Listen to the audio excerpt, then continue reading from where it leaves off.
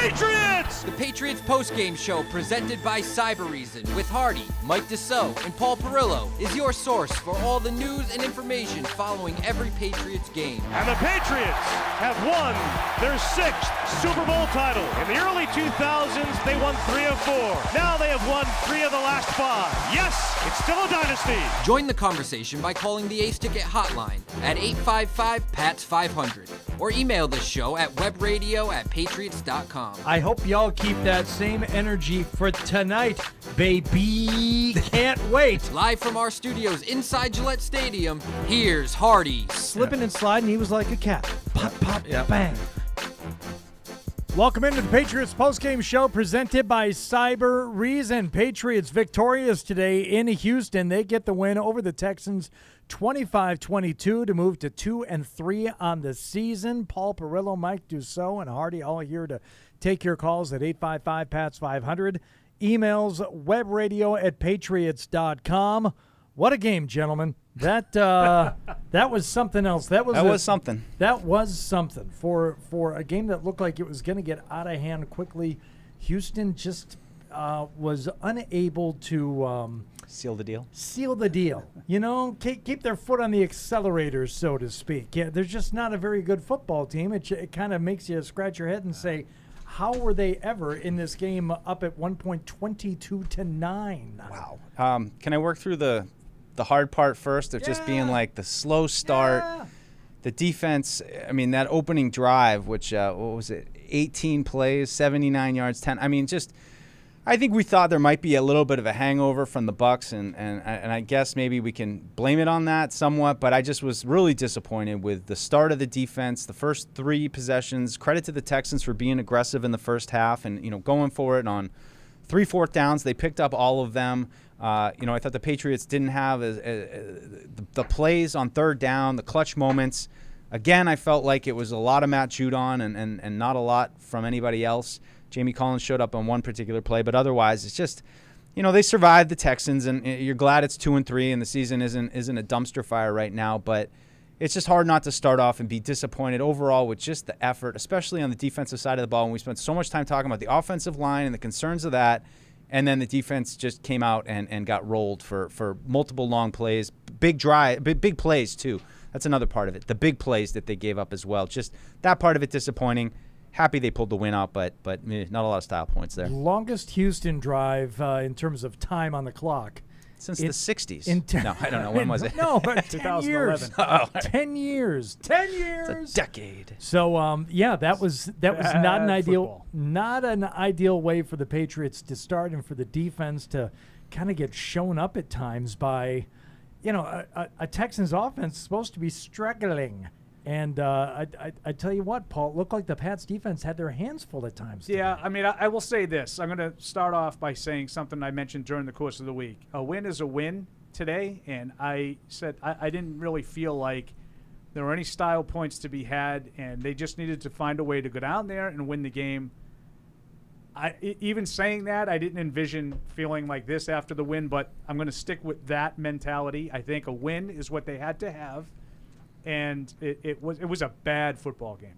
I got to be honest. I got to be completely honest. It was 2 bad teams playing each other today, and it was bad football that was the result.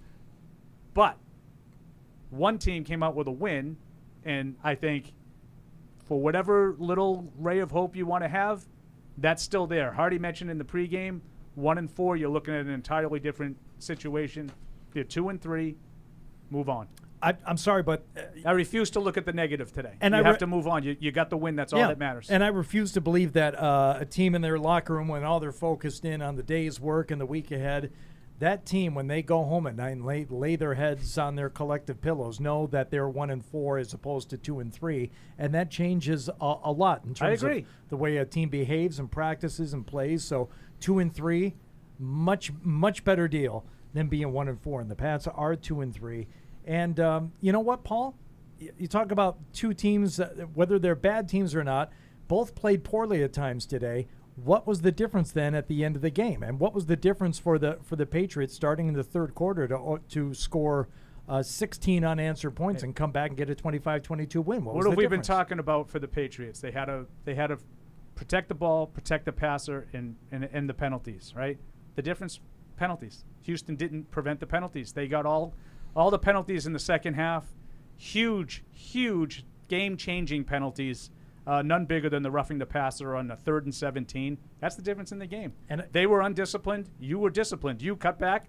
I thought you did 2 out of the 3. You didn't protect the ball, but you protected the passer, and you prevented the penalties. So 2 out of 3 for the Patriots. I would say they cleaned up a little bit today. And Deuce, I think a lot of people are going to talk about the Pats coaching in this game. What I would say is that the Patriots, toward the end of the game and in the second half, had, for the most part, adequate grown-up football coaching, while Houston suffered at times from having lackluster coaching. So, people will give credit to the Patriots coaching staff on this. I think what you have to do is discredit the Texans coaching staff. Yeah, but this isn't the Texans postgame, so. but you're absolutely right. You don't understand there was a coaching difference today. Right. They handed because you a because the Pats coaching was so good. No, it was fine. It's just that the Texans coaching and some of the decisions they made at the end were not good. This is a guy earlier in the year, David Culley, who turned down a penalty that would have set up a 3rd down so he could punt. I remember when I went over that earlier in the year, Deuce. What? How does that make sense? He turned down a penalty that would have had a 3rd down, so you could repeat 3rd down, so he could punt on 4th down instead. And it's funny because I liked what Houston did to start. I thought that, a lot of times when teams beat the Patriots, that's what they do. They go for it on 4th downs. And then it seemed like in the second half with like the block, do you call it a block punt when you kick it into your own guy? I don't know. You start to overthink Does it count as a block if it never hits anybody on the defense? I don't know. There was just a lot of bad stuff that was going on with Houston. But again, we're not focusing on that. I think the Patriots were able to clean some things up today. Yeah, and I think the turnovers too. That was the turnovers, which again was a killer in the beginning. And it's like, how can Damian Harris fumble going into the end zone again? The second time this year, it doesn't seem possible. And so that's part of it, I think. And we'll get into the good, the bad, and the training room for some of the other stuff. But some opportunities missed. But again, I think. Overall, you'll take it. 2-3, it is what it is. We'll take it. Had to find a way to win. Got to find a way. Maybe that kind of because it's still just the big fact remains for me that they have not played a clean, good football game yet. And once they do that, then I'll really feel like I know who this team is. But it's just hard to look at them now without all the mistakes that they made to start the game. All right. Well, you already mentioned it, Deuce, the good, the bad, and the training room. So let's get to it. Now it's time for the good. Pretty good. Pretty good. The bad. If you were in my toilet bowl, I wouldn't bother flushing it. And the training room. You want a back rub? Presented by Theragun.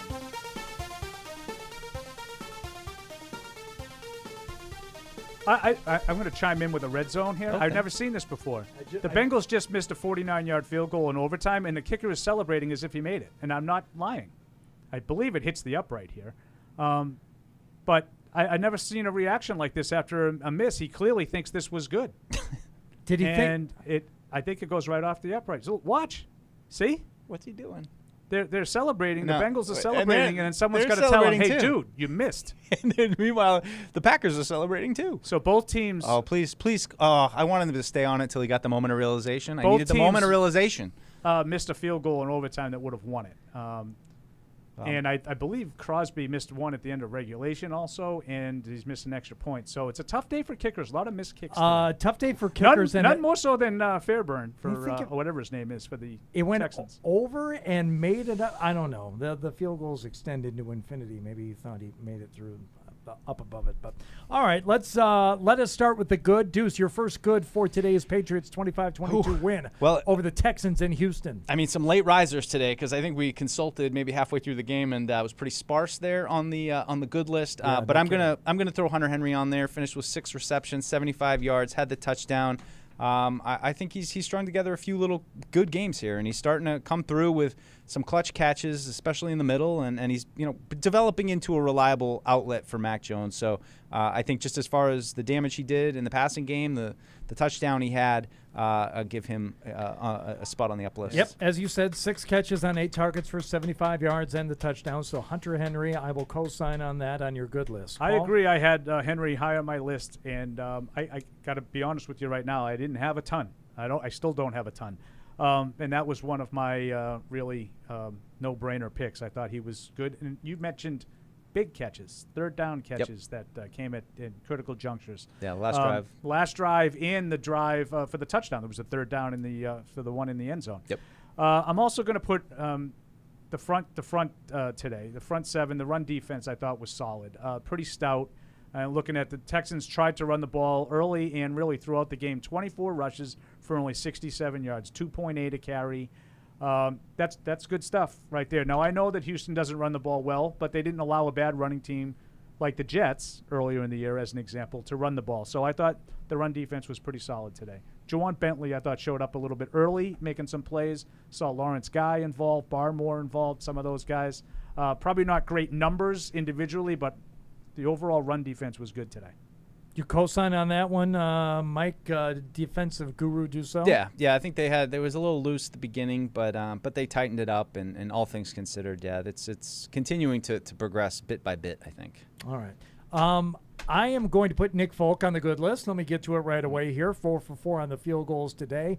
There was a missed extra point, but otherwise, there's 2 52-yarders. Yeah, there's nothing more to say about the guy other than he comes through when you need him.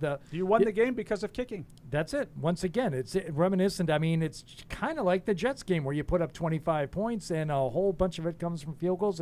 I would say it's exactly like that. 12 points on field goals. Yeah, but I mean, just if you look at the difference, I mean, Folk did miss an extra point, but they missed 2 and a field goal. So that's the difference. There you go. So Nick Folk on the good list. That's a good one. I'm going to throw just the offensive line on there generally. It's a good call. It's a good call, Mike. Yeah, it's not. I think I'm looking at the stats right now. 4 QB hits, 1 sack. It could have been a lot worse. I think a lot of teams in that situation wouldn't really be able to pull together a competent, at least winning performance, even against a team like Houston. So, credit to the coaches and just those guys being thrust in there, especially Yanni could just. I mean, I don't know how great of a game individually they all had, but collectively I think they did enough. They won the game, and I think considering everything coming into this, that was pretty impressive. Browns up early on the Chargers, 3-0 there in L.A. All right, let's. Don't be playing my side of the street. No, my job. No, it's fine. It's fine. I think that I didn't have the offensive line down there, but we actually were all talking about it the whole game, and I think that's a good call by Mike. It's one of those bar might be lowered a little bit, but. 4 guys out there playing together for the first time, and it was not a train wreck. They had some breakdowns, but not many. So that's a good call, I think, by Deuce, not to be patronizing. All right, Paul, who else you got on the only other thing I had on my list was Matthew Judon, who continues to make plays every week. Hard to focus overly on the defense because I don't think the defense played very well today. I don't care what happened in the second half. It really wasn't even that good in the second half. I think they got benefited from a lot of penalties and Houston's overall sloppiness. But Matthew Judon with a couple more sacks today. He's active, and I thought he flushed Mills out of the pocket on a couple of occasions. He just continues to be the Patriots' best defensive player. Yeah, I mean, 2 sacks, 2 tackle for loss, 3 QB hits. I mean, he's just all over the place, and I continue to hope that there'll be more complementary pieces rising, but as long as he continues to produce like this, it's exciting, and hopefully he can get some support and make things a little easier on him. I feel like teams are going to just continue to focus more and more on him. Yeah, I had Judon on my good list too, and for the very reason you just stated, Paul. I was hesitant to put, much defensively on the good list. I know we talked about the front 7 initially, but defensively, just overall, it wasn't a great game. But Judon was a standout performer today for the Pats defense, so he belongs on there, as does Folk, as does Hunter Henry. Offensive line for what they had to deal with today. Is there anything else? That's specifically all I have. Okay, all right, let's move on to the bads. Paul, you want to lead us off on the bad list? Well, I'm going to start with J.C. Jackson, who I don't think had one of his better games today. The timing is awful, in the aftermath of the decision to jettison Stephon Gilmore. He's your number 1 corner for better or worse today. I thought, for the most part, it was worse. I think he gets called for a pass interference on the first drive, which allows the second, third down to be converted, and all of a sudden that drive is underway. He got beat deep on a ball that he didn't have terrible coverage on, but allowed himself sort of to get boxed out, and then McCourty compounded that play, turned it into a touchdown. I thought he gave up an easy slant to Cooks on a 4th down. I just don't think it was a great day for J.C. Jackson. I also think he got away with a pass interference on another 3rd down, trying to cover Cooks on a slant that he got away with. So I didn't think it was great today. Before I hand it off to Dussault, Which means we'll probably be talking to him in 20 minutes. No, I'm going to kind of co-sign. I'm going to co-sign on that and just tack on Devin McCourty on there too. I thought he had a rough day. There was one play early on it was the Mills to Moore. Was it the long touchdown? The long touchdown where you pointed it out, and so did Deuce, where McCourty's coming over to just kind of be the safety valve on that play, and instead I have no idea what he was doing. Runs all the way to the sideline and allows Moore to just kind of run unencumbered. So there were a couple other plays too, but the only thing I could think of was that he was thinking it was going to be an overthrow and that he was going to pick it. That's the only reason I could imagine why he was covering out there. But it was like weird. It would have been out of bounds. Yeah, so I know. Yeah, he ran straight out of bounds. I know. I don't really get it. For me, red zone offense, and this is not just production, but I just think the creativity. Poor Brandon Bolden. I think that for some reason, they think that he's this big weapon down there, and I think they need to find better play calling, better ways to get in the end zone. Really, if they had been better converting, I don't think this game really would have been as close. What's the stat here? What they finished 2 of 5. I mean, it's just it continues to be a problem, and it's a buzzword this season, red zone. And it was nice to see them be able to at least score one with it, with the touchdown to Henry. But I just think that you're not going to hit your potential until you start finishing drives with touchdowns more consistently. And I think right now they're kind of searching and they don't really know what they have yet. Yeah, Brandon Bolden, you could make a case for him on either list. He had the 24-yard run there at the end that looked real good, but otherwise he was, somewhat ineffectual at times. I mean, if I put that on him though, it's like what do you expect is going to happen? A screen pass to Bolden. Yeah, he's not James White. To illustrate Mike's point about the red zone, I think it all factors in the lack of creativity down there. They had one on a field goal drive where they threw 3 straight screen passes, and ended up cutting the game to 22-12 at the time. You needed a touchdown there. You couldn't have known that Houston was going to punt the ball into the line, get a 3rd and 17 penalty, and do all the stupid things that they did to hand you the game in the fourth quarter when it's 22-9. To throw 3 straight screen passes in the red zone, each, by the way, netting nothing. Just the lack of creativity. Now, in fairness, the next time they got down there, they tried a little more of the same with some runs. They had a 3rd and long, and they finally threw the ball into the end zone, and wouldn't you know it, Hunter Henry comes up with a touchdown. So maybe that will be a sign of things to come, and they won't be as cautious down there. But I agree with Mike. I think the red zone is a problem all around. Playing, execution, and the play calling as well. All right, for the Bads, Deuce, are you up right now? I think you are, but I got one teed up if you want me to throw it. No, well, I kind of co-signed off of Paul's with McCourty. But or you went red zone? I went red zone offense. Back to you, Paul.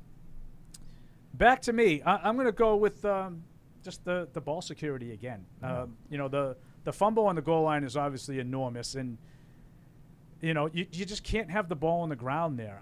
I think I know that people are probably going to be upset with me because I'm not just telling you all the great things that Mac Jones did to bring him back, but he throws conservatively 3-4 to the wrong team today and only paid for it once. Had a handful of passes dropped by the Texans today. I just think they're sloppy with the ball, and this is now 5 games. This is what they are. They're loose with the football, and if that doesn't change, they're not good enough to overcome this. They played the worst team in football today, and they needed a field goal with less than 20 seconds left to win. They're not good enough to beat teams while playing like that. I agree. We already covered big portions of the defense, but third down defense was atrocious again. The coaching on the defense too. You wonder, it's like what was done to get these guys ready for this team today with who they have playing quarterback, with the weapons or lack of weapons that they have, and it's just. Oh, I'm sorry. Yes, I'm trying to get your attention to the call script. Oh, okay. Good. Sorry. Oh, wow. Sorry. I thought that was they were ready to go. I didn't want to keep them waiting. Okay. This is a big day for me. This is. You know what? I'm good with this one. You can take it.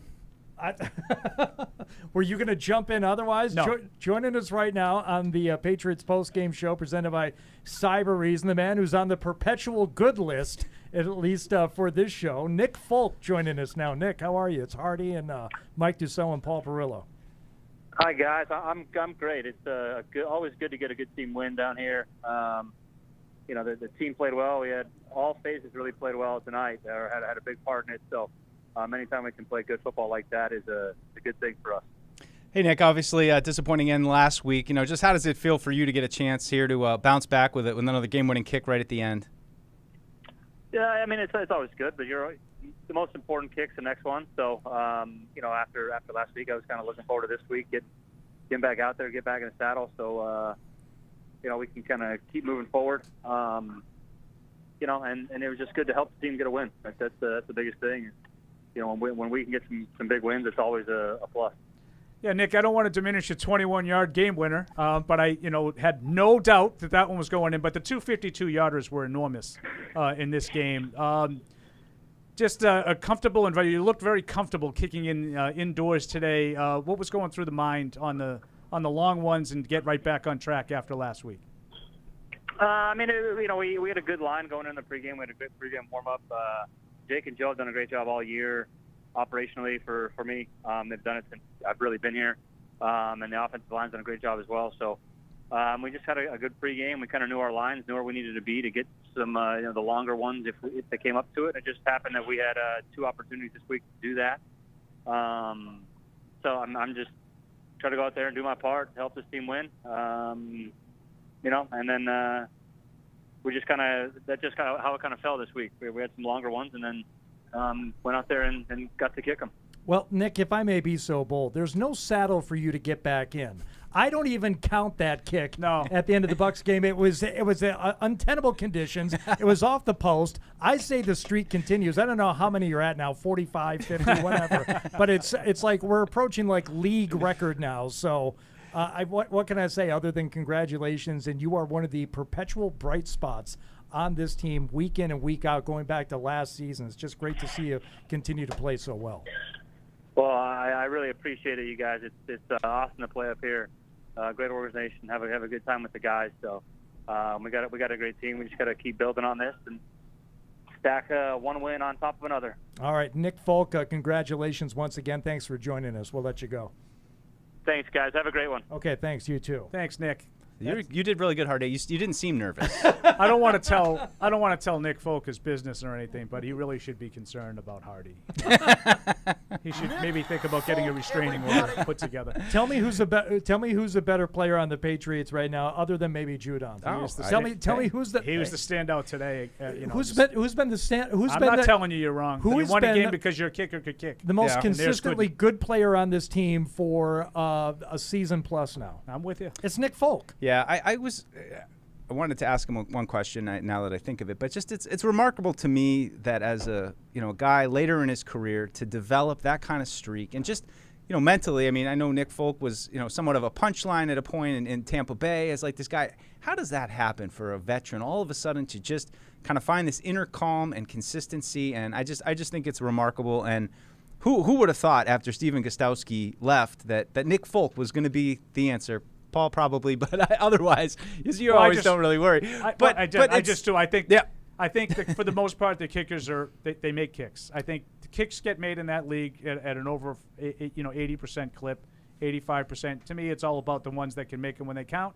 Nick Folk is making them when they count. Well, yeah. For the most part, he's made. I mean, think about it.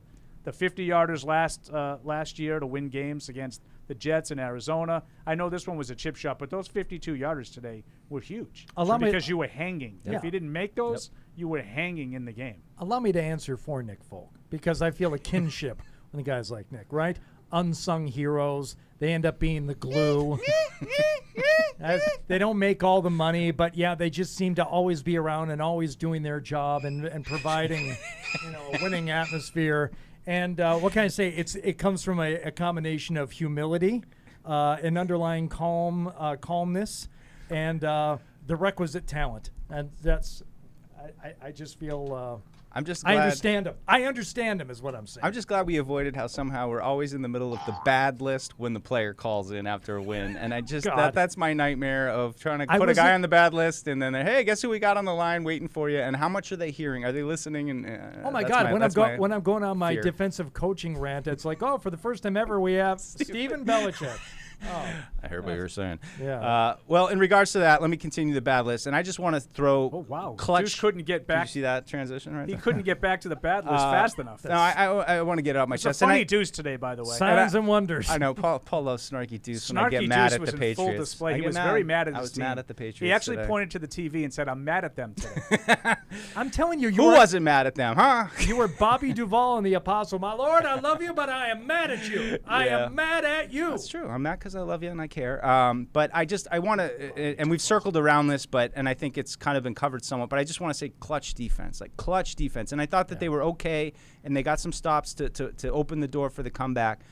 But I just that's what's most befuddling to me is just how this defense can't seem to make plays in big spots. I totally agree. And it's weird. It's like one of those things that you don't necessarily build a team for. What it just happens organically. But off the Mac Jones interception, I mean, 2 plays and they score. It's just when the team needed to stop, they couldn't really get one, especially early. And it's just been a consistent theme through the early part of the season. It's weird, and I hate it. Mike is right. I called for just a really sound defensive game today because I felt like you were going against a team that you should bully around, and you didn't. You didn't. And even in the second half when you held them to 7 points, it was really greatly aided by the flags. It was the Texans. The Texans lost the game on offense. They needed to do a little bit more on offense, and they didn't. But you look at the third downs, it was 9 for 14, which is deceiving because, Mike, what did they do after some of those failed third downs? 4th downs. I'm sorry, it was 6 for 14, but it was really 9 for 14 is what I meant to say. In terms of where the drives ended. Because 3 of the failed third downs ended up being converted on 4th down. And to Mike's point, the big plays, crushers. Every time they needed a big play, the Texans got it. And when they didn't, it was because a holding call set up a 3rd and 17 or something like that. And even then, they would get like 14 on the play. The pass to Brandon Cooks and whatnot. So I felt like today was one of those games, like really, it was bad football. It was bad football on both sides, and you just played a little bit better than they did.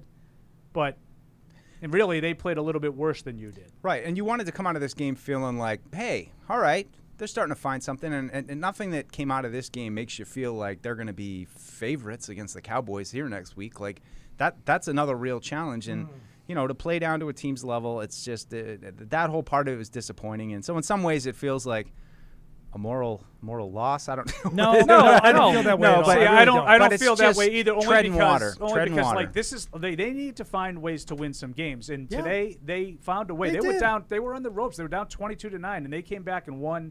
Mac Jones made enough plays. I don't think he was great today, but he made enough plays when he had to. He took advantage of the second chances that he got. Would have been 3rd and 17. Houston's going to sit there and rue that the whole day.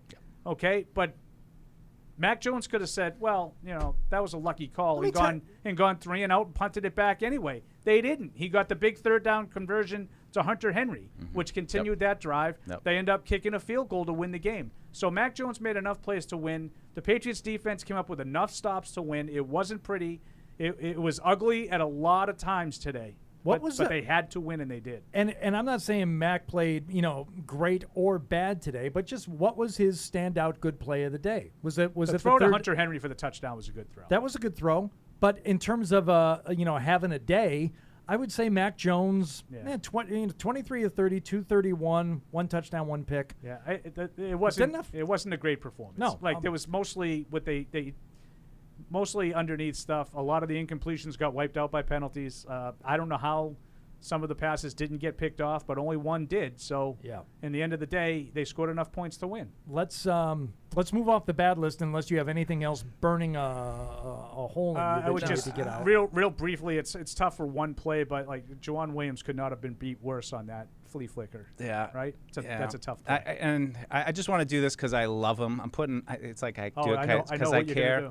Jacoby Myers, big drop, penalty. He just had a couple plays. And I say that because I hold him to high expectation, and he's usually so smooth. I think it was kind of a little bit of an uncharacteristic game for him.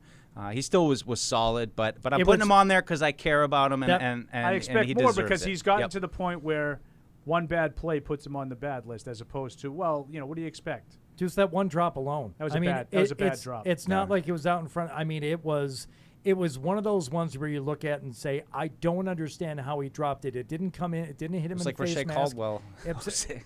Seriously, it was just absolutely ponderous. I thought this was worse than that because I didn't think he was going to score, though. Because I think Riche Caldwell was probably looking to see if he was going to get hit.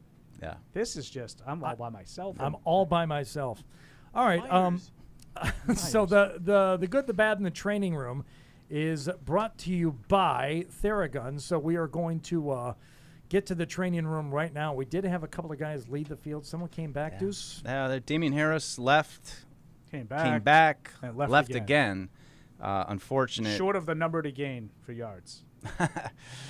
It's good for Deuce. And then Carl Davis left, and I think he also came back. I thought I heard somebody say Van Noy went out briefly. Van Noy left, but he definitely came back. I didn't remember seeing Davis back. You saw him back I saw in there? Reese tweeted that he was back in briefly, but I don't know how much he played because I didn't see a lot more of him. But I think that was it. Just those guys. Nobody, as far as I know, had a major game-altering injury or anything like that. I didn't notice anybody else either, and it looks like they may have come out of this one all right. Well, I don't care what ails you. That Theragun, give it a shot, all right?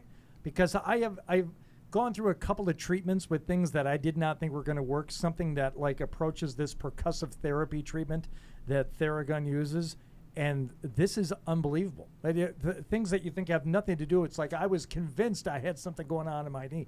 It ended up needing some percussive therapy there, it's amazing. And this is the only physician-created percussive therapy device that releases those deep muscle tensions and the aches, and it gets in there using a scientifically calibrated combination of depth, speed, and power. 250 pro sports teams use Theragun, and it comes with a 30-day money-back guarantee. So go to therabody.com and get your Theragun today, starting at just $199. There you go. Thank you to Theragun for presenting the good, the bad, and the training room. You want to get to some calls, guys? Oh, I thought we were going for a break. No, yeah. Okay, no, we are not. We don't do breaks on this show. I tell you when we break. I forgot. When we're done, we go home. I thought you almost said something else. I thought you said you effed up. Never. Like, you can't say that. He works blue a lot. Apparently. Well, that's what I heard, percussive therapy. It sounds like Hardy's like drummer pickup, like, hey, baby, you look like you could use a little percussive therapy. I got the stat line of the day. Ramondre Stevenson, 11 carries for 23 yards with a long of 9. Wow. 9. Well, I mean, that could be your running back here, depending on what's up with Damian Harris. You're featured back, yeah. Get ready for it. All right, Morel, you ready for Jason from London? Here we go on the Patriots Postgame show presented by Cyber Reason, official defenders of the New England Patriots. Jason, hello. What's up? You sound like you're from London. Furious. You didn't even let him talk, Matt. Go ahead, Jason. I'm furious. Listen, why, please answer the question, why are you throwing a screen to Brandon Bolden on a 3rd and 10 in the third quarter? It's a great question. Down by 8. Why? Because James White is not here. It's a great question. I don't understand the call. To take a walk. McDaniels needs to take a walk. His play calling this year has been absolutely atrocious. What'd you think last week? It was shocking. All he did was pass and dink and dunk. Well, that's the offense. No slant, nothing. I know it's the offense, but there are no slants. It's everything behind the line. Like, give the guy a chance to throw down the field, man. I've seen him do it for Alabama. Just toss the ball. Jason, you almost sound like you have a South African accent. What type of accent do you have? What happened to the passes down the field today? I live in London. I'm from South Africa. One got picked off. Another one got dropped. Never mind. Paul doesn't want to know. All right, Jason. No, I don't. Thanks. Thank you for the call. Yeah, Paul's sneaky uninterested in the origin of callers' accents. I think nothing sneaky. There's nothing sneaky about it. I think Josh is unduly getting criticized for the way he's handled Mac Jones, and I think that I don't know. I think he's keeping him out of harm's way. I get frustrated with the screens. I'm right with Josh on the screen to Bolden. I mentioned it as part of my bad list, right? That was a huge part of the bad list. But I don't understand. Like, I'm not lamenting the fact they don't throw the ball downfield more often than No. And okay, so for the screen passes to Bolden and stuff in the like red that, zone. in the red zone on 3rd and 10. Like, that's a bad call. Okay, it's a bad call, but sometimes they're personnel driven. I think it was totally warranted early on when they weren't taking any red zone shots or any end zone shots when they were down close, because now that they have, it appears to work. Yeah, well, I just think it's dumb to not try to score touchdowns when you're in the red zone.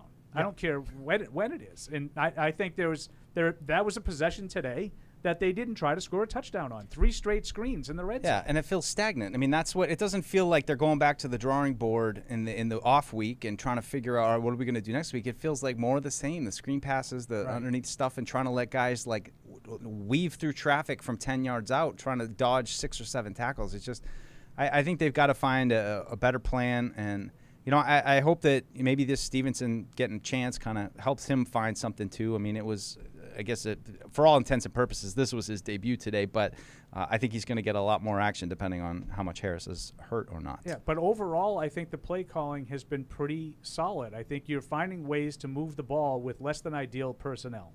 Counting your quarterback. Yeah. He's got some limitations as a rookie that he's learning.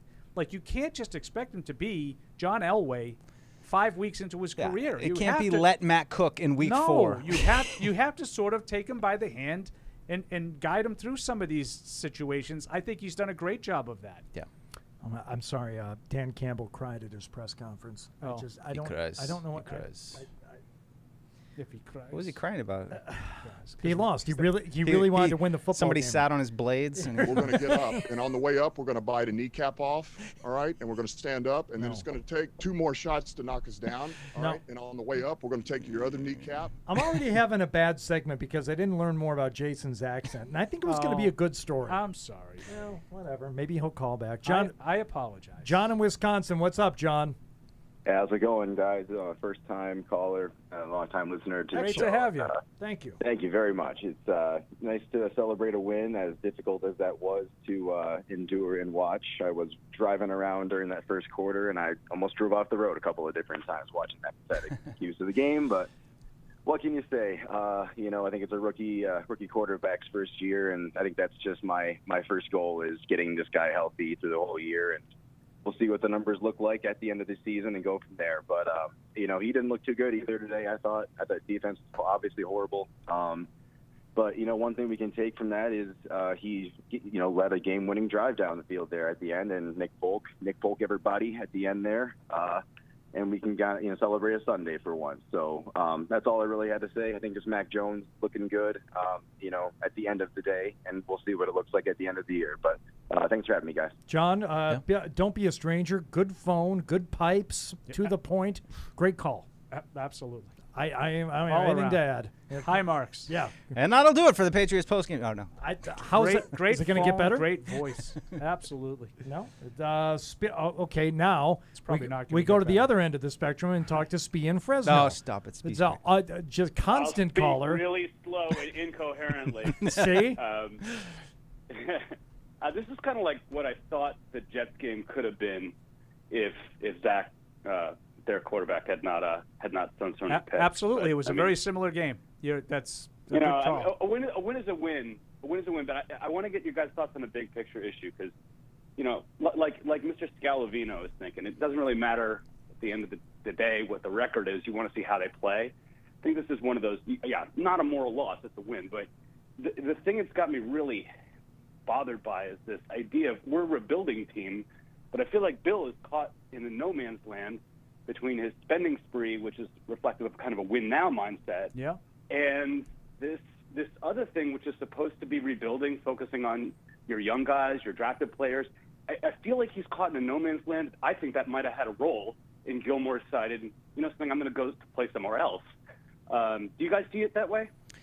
I do. Only I think that I agree totally with how you put no man's land, but I feel like the free agents that they signed, the majority of them are part of the future, and I think the no man's part of it, the part that's pulling us towards the guys that aren't producing, are the guys that have been here a while and that they brought back and that maybe don't quite have either the I don't want to say the desire, but they don't play with the same fire right now that they used to play. They're not making plays.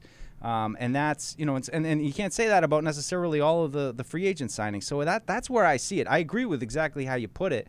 I just don't know, where the middle ground is between where's this defense going to be in 2 to 3 years. I mean, even next year, where are they going to be when there's no McCourty and no Hightower? How do you replace those guys? Gilmore, J.C. Jackson, where's he going? So I agree. I think there's a lot of questions, and I think just the overall level of play to start the season on the defensive side has been very disappointing to me. Yes, B. Maybe we have a semantic disagreement about what guys that are part of the future. But which of these free agents do you think are part of the future, quote unquote? I think Judon. I think Jonnu Smith's here for 4 years. I mean, you're just talking defensively. I mean, Mills is 4 years. I don't know if I would have given Wise 4 years. Godchow, it's just 2 years. Yeah. But Guy back for 4 more years. I get your point, Speak, because I'm less concerned with the term of the contract as who I think is part of the future. That's what I'm saying. Yeah. Yeah. I think the 2 tight ends in Judon could be part of the next good team that they have. I don't think there's very many others. I don't think you're going to be looking back and saying that Davin Godchaux is going to be a run stuffer for this team. No. The next time that they're in the Super Bowl. Right. I mean, I understand. All right. But I like the way Deuce said it. Like the no man's land that Speed talked about with Deuce. Like that to me is curious because I do think that they kind of can't decide what they want to do and be. I mean, it should be built. Build a mastermind. It's hard to rebuild with one of the oldest rosters in football, and that's what they're trying to do. Yeah. All right, Speed. Well, appreciate it. Thank you. Yeah, I don't see Gilmore as being a part of like a casualty in all this. Not part of it. I know. I think the relationship got soured. I think something happened to the point where Gilmore was no longer to come back and play the remaining games. You're not going to re-up a 31-year-old corner. And he wanted to. Things got to the point with the Patriots where he said, "No, I want to be re-upped. I'm not interested in playing here for the remaining money." I don't think he on wanted my a contract here for what the Patriots wanted to pay him. No, and he'll take a contract on the market. Right.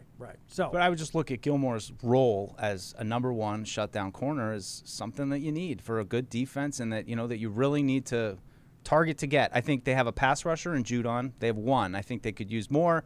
Uche's shown some ability as a third down guy. But there's not a lot there, even going into next year. They need more. They need middle linebacker. They need someone with some range. They need some speed. I think there's a lot of questions. All right. I failed to mention when we got off the phone with Nick Folk to thank our partner, Microsoft Windows 11, the official operating system of the NFL and the New England Patriots. The all-new Windows 11 is here to bring you closer to what you love, like the Patriots Postgame Show. That's us. Learn about all the awesome new features of Windows 11 at windows.com. More of your calls and emails coming up here on the Patriots Postgame Show presented by Cyber Reason. Defending against cyber attacks requires seeing in the dark, understanding and ending every threat to your organization on computers, mobile, and the cloud. It takes Cyber Reason. End cyber attacks from endpoints to everywhere.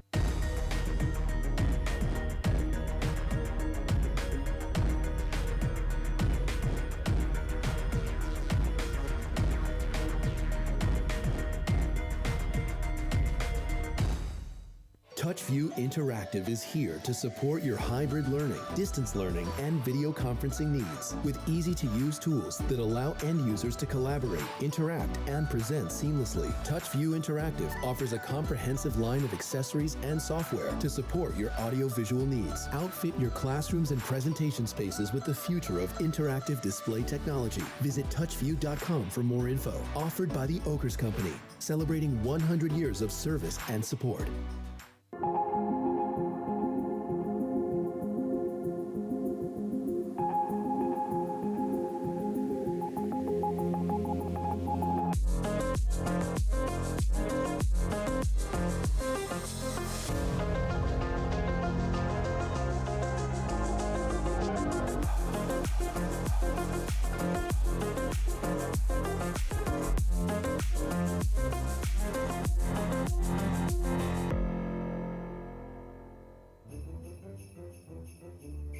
Join the conversation by calling the Ace Ticket hotline at 855-PATS-500 or email the show at webradio@patriots.com. We're not going to get to all of these emails. We're not going to get to any of them, it sounds like. I'm going to get to one of them right now. It's an analog troll. Live from our studios inside Gillette Stadium, here's Hardy. I remember that from last week. A lot of times I don't remember these clips. I just wish I would have said, I'm going to get to one right here that said Fred sucks. And that's it. That would have been the only email I read. Analog Troll was all-time. That was excellent. Thank you. All right. Patriots Postgame Show presented by Cyber Reason. Mike Dussault, Paul Perillo, me, Hardy. Taking your calls, 855-PATS-500. Emails, webradio@patriots.com. Moving along to Jay in Atlanta. Jay joining us now. Jay, thanks for holding on. What do you got for us, buddy? Guys, we are 5 games into the season, and the defense has been terrible. And we should have been talking more about this last week when we were playing the Tampa Bay Buccaneers. Tom Brady was nervous, lots of drop passes. Game shouldn't have been as close. I mean, at this point in time, we need to be talking about coaching changes. We can't. Everyone knows. Run the ball first. If that doesn't work, throw a slant. Those 2 plays, you're getting a first down. That's all I have. Come Monday, we need to be talking about defensive coaching changes. All right, Jay, thank you. It's tough to do. That's not going to happen. No, not yet, but... No, do you think it should? I think defensively they should have been able to handle themselves a lot better than what they did today. Yeah, but do you think there should be changes in the coaching staff? I don't. I don't know what that accomplishes short term. It's like, what do you? Is it going to turn things around for you this season? Like right now? No, I would not. Like I think that they have. And Deuce I think mentioned this in the pregame show about not necessarily being about the guys they brought in, but at the guys they brought back. And I think what you're starting to see is maybe a little bit of a decline in some of these players. Haven't really noticed a lot from Hightower. Van Noy, we'll see what Collins can do. He didn't play much today. He did have a big sack in the second half. I don't know if that's coaching, right, as much as it is the personnel that you have to work with. They're a secondary that certainly planned to have its best player in it. Didn't have it. Also didn't have Jalen Mills today. Don't discount that. The secondary probably the worst game today, right? Yeah, they got outgained. You'll let a rookie throw for 312 yards and 3 touchdowns. I mean, it's significant. Jalen Mills is out. Stephon Gilmore is out. Like, we focused all on the offensive line because we didn't know about Jalen Mills until Saturday. Yeah. I don't think we need coaching changes. I think they need to play better. Another missed extra point. I'll tell you. That was missed by 30 today. yards by the Chargers kicker. That was unbelievable. Oh, my God. But a beautiful bomb from Herbert to Williams for a touchdown in that game.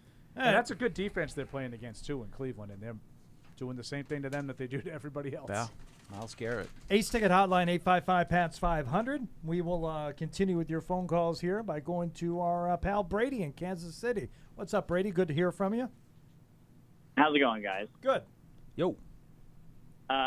This will be very quick. I just have 2 things I want to get your guys' opinions on, and it's the offensive line's future, as well as kind of benching players when they fumble the ball on offense, because it seems to be sadly becoming a reoccurring nightmare for all of us.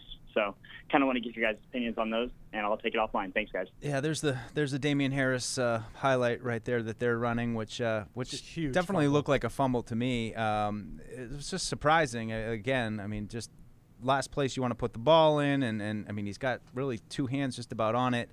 And then Harris didn't get benched last time he fumbled, so it's it's not like this. No. Oh, everybody's fumbling and then getting benched. A rookie fumbled and a second-year guy fumbled, and they were benched for it. But he did lose some time today, and I kind of agree with Brady. I don't necessarily think that's the best course of action, but I mean that's what it is. And this one to me, I know there were a lot of people who was like it was inconclusive. It should have been a for the game, obviously huge because you get a touchdown there that changes the whole complexion of the rest of the game. To me, I don't really care. The bigger picture is that the Patriots continue to put the ball on the ground. Like someone, I think was Spee, said it was very similar to the Jets game. Want to change it? You want to know the difference? They overturned they said that Jacoby Myers, Kendrick Bourne didn't fumble. Yeah. Right? This one was a fumble. They overturned it on replay. The other one, they blew the whistle dead so it couldn't go to replay on the Kendrick Bourne one. Like, they continue to put the ball on the ground. And to me, wins or losses and the result of the game is obviously the most important, but the thing that keeps sticking out is the sloppiness. Yep. They got to learn to protect the ball, and they haven't done it in now 5 games. that, especially for the running backs, whereas like with a rookie quarterback, like you're anticipating there's going to be some, bad throws. He's probably going to get picked a few times. Like this is just something that goes with a rookie quarterback, but to have the running backs continuing when it's not enough that the running game hasn't been what we hoped it would be and a crutch and to help Mac Jones. Instead, now they're consistently every game actively undermining the offense, and it's just it can't continue. I don't know how they stop it. There are times when you have the ball, maybe a receiver catches it, he hasn't put it away yet, he gets the helmet right on the ball, bang, the ball comes out. Sometimes fumbles happen. But the fumbles when, the ball was secured and it's getting ripped out as often as it is, and you see the way that everybody's tackling the Patriots now. Oh. Everybody's ripping the ball out because they know what they've been doing. They've been getting a lot of balls on the turf, and they're just continuing to rip it out, try to knock it out. It's gotta drive Belichick crazy, and I know that's why he's sitting these guys. But I just wonder if that's the best way to get him out of it. Yeah, I don't know that it stops that particular guy from fumbling anymore. So at least we got Harris back in the game today. He did get benched for a little while, no doubt about it. He was on the bench for a series or two. I mean, he's not fumbling while he's on the bench, so it solves it, in the immediacy of it. But when he goes back in, he ran well when he went back in the game. Yeah, he did. He had a couple of good runs. Mike in Baltimore on the Patriots postgame show presented by Cyber Reason. What's up, Mike? Hey, guys. First time calling. Hey, Mike. Another one. Good. I actually broke the Megan to the WWE story on Twitter, and one of my proudest moments was Paul saying my name on the show. Oh, you cracked the code. Did you figure out Fred gave it away like a month early? The Fred Kirsch code, yep. Yeah. Fred's like, that's not out there? Very proud of so myself. My question is, did we learn anything from the offensive line today? Can Kajus play? Is he maybe someone we go with going forward, or is Houston just that bad that it didn't look as bad as it has looked in? That's a great question. You just said it. It's part of that, but I listen. I thought those guys competed today, and I think it's fair to lower the bar a little bit because not just that they were playing, but 4 guys playing together that had never played together before. Everybody that you talk to, Dante Scarnecchia and every other offensive line coach, stresses the importance of cohesion with those guys. They're better when they play together and they understand each other. And that's why I said don't discount Joe Thuney's absence for Isaiah Wynn's struggles. Not because Michael Onwenu's not a good player, but they're not used to playing next to each other. That counts. I thought that they competed today. I don't think it was perfect. I thought that they gave up some pressure. I thought they really had a hard time running the ball. But again, the bar has to be lower when you're dealing with that kind of a situation. Yep. Yeah, they competed. They played hard. Yeah, that's a good question. I was just thinking about that too.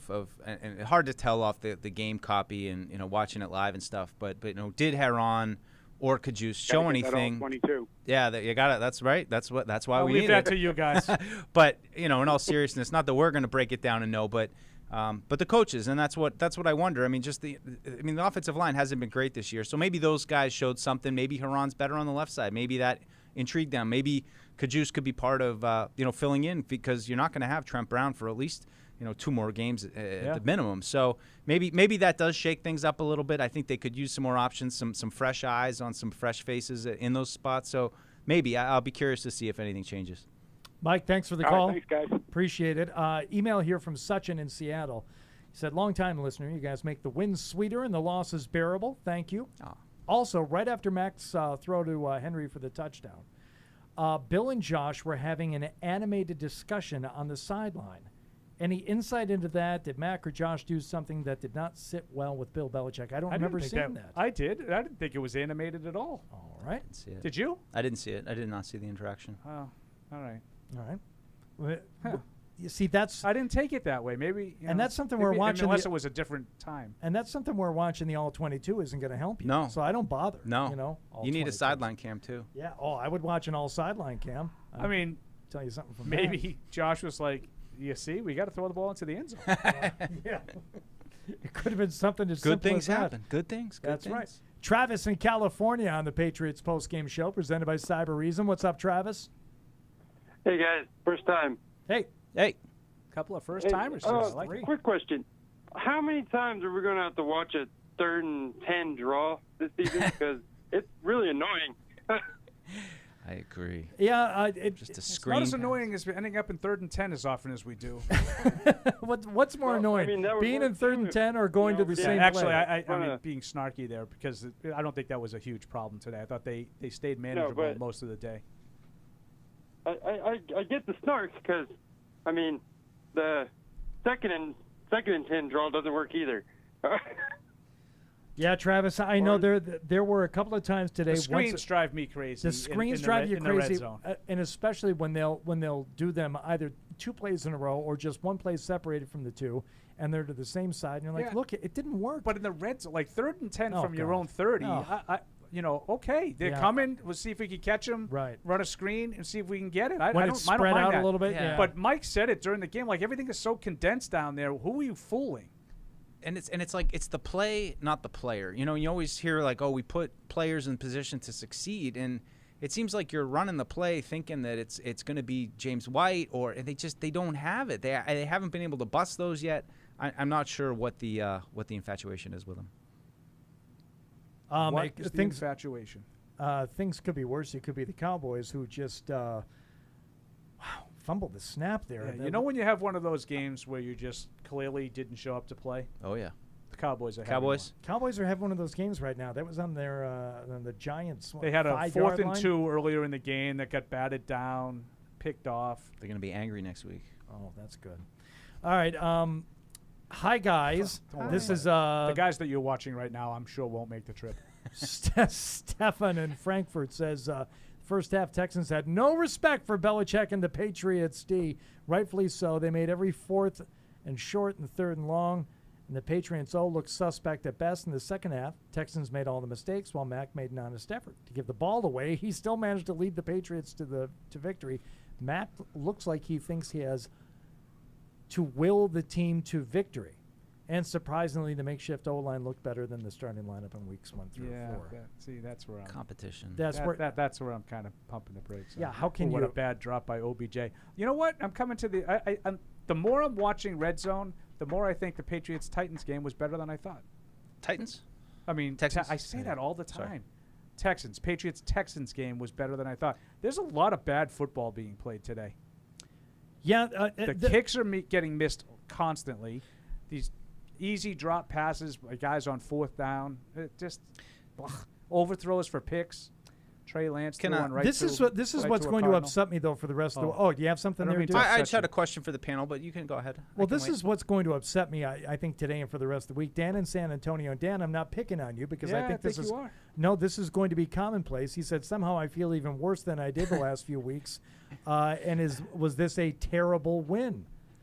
You don't get to pick how the wins are right now. Yeah, I When think you you're get allowed to feel bad, but I agree with Hardy. You do It's not not a terrible win. You do not get to comment on the quality of win. It's a W that gets you to 2 and 3 because if you're 1 and 4, you think you feel bad. You think you feel bad now with a suspect win that puts you to 2 and 3 on the 1 season. and 4, and the season's probably over. 1 and 4, and you're thinking about what are we going to do next year? Yeah, forget it, man. Take the W. No, take it. Dice. all right. Well, let me tee my thing up. You can think about it during Bill, all right? I love Because it. this is a good question, I think. Just as a general, like, what can we take? So Field Yates tweets out, Patriots QB Mac Jones now has 135 completions, tied for the most by any rookie QB in his first 5 starts. Joe Burrow completing 71% of his passes. So, the general question is, what does that mean? Like, what does that tell us about Mac Jones, who the player is that he's come in? Is that something that, we should really be blowing the trumpet about, or is that just kind of, well, I don't know. That's my question for discussion. It's a good one. We'll have you ask Can it I again abstain? with the numbers. No, you cannot abstain. Okay, I but get yelled at for these discussions. Think about it a little bit while we listen to the head coach after the 25-22 win over the Texans in Houston. Here's Bill Belichick. It's good to come down here and win. We haven't done that in a couple of years. Thought that certainly wasn't perfect, but we battled and played better situational football than we have in some of the other games. So that was a plus. Got to give a lot of credit to Josh, the offensive coaches, the offensive line. Those guys really did a good job of hanging in there. I thought they really went about the challenge this week of replacing some good players in that group, and I thought they played hard.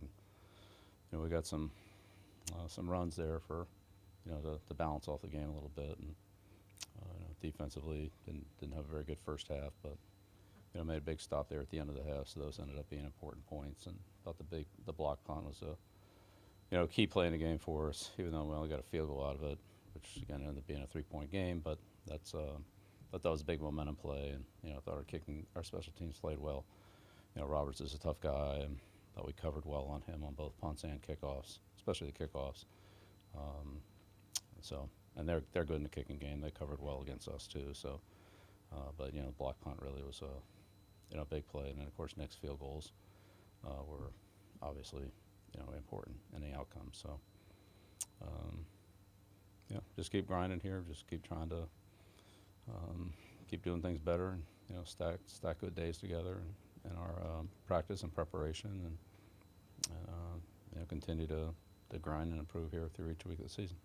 What were some of the things that the defense did well once you guys, they had a tough first half, you get down 22-9. What did they start to do well in that second half? Yeah, well, the biggest thing was third down conversions, and they converted almost every third down in the first half. Penalties, we had a couple one penalty on a third down conversion. Hit a couple slants, 2 short yardage plays, scramble play. I mean, it was just not very good on third down. Then we got them in third down. We just didn't win on third down, and then that changed in the second half.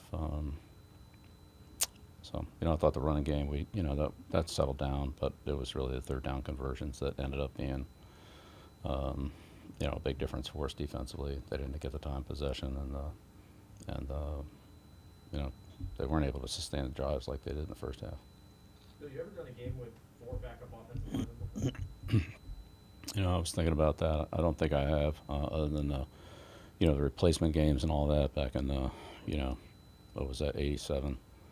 But you can't even count that. But no. So,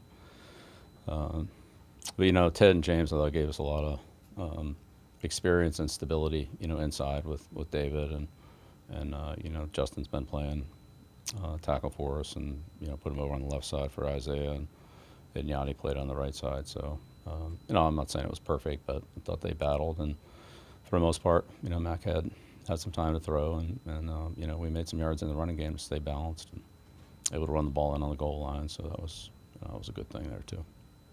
Did it help that you were without 4 guys, you at least kind of knew it all week, and so you could practice to prepare for this game? Yeah. We're hopeful that that Mike might clear, but he didn't make it, obviously. So hopefully we'll start to get somebody back here and start to get some reinforcements. But we've just got to make sure we don't have another have anything else happen. So it's always kind of feel like you're walking the tightrope there. What did you see from Mac's leadership, especially on that game-winning drive? Mac gave it to us all day. I thought he we moved the ball. I thought he made a lot of good decisions. There were some checks that he had to make that he made throughout the day, but really the last drive was third down conversion to Hunter, and then we had a couple good runs in there. But Mac's been good for us all year in terms of his leadership, his resilience, and kind of always counting on him to do the right thing, and he really does it at a high level. So it's been impressive. So what did you see on the front block? It looked like Guy had a great push, maybe pre-snap. He's kind of in charge there.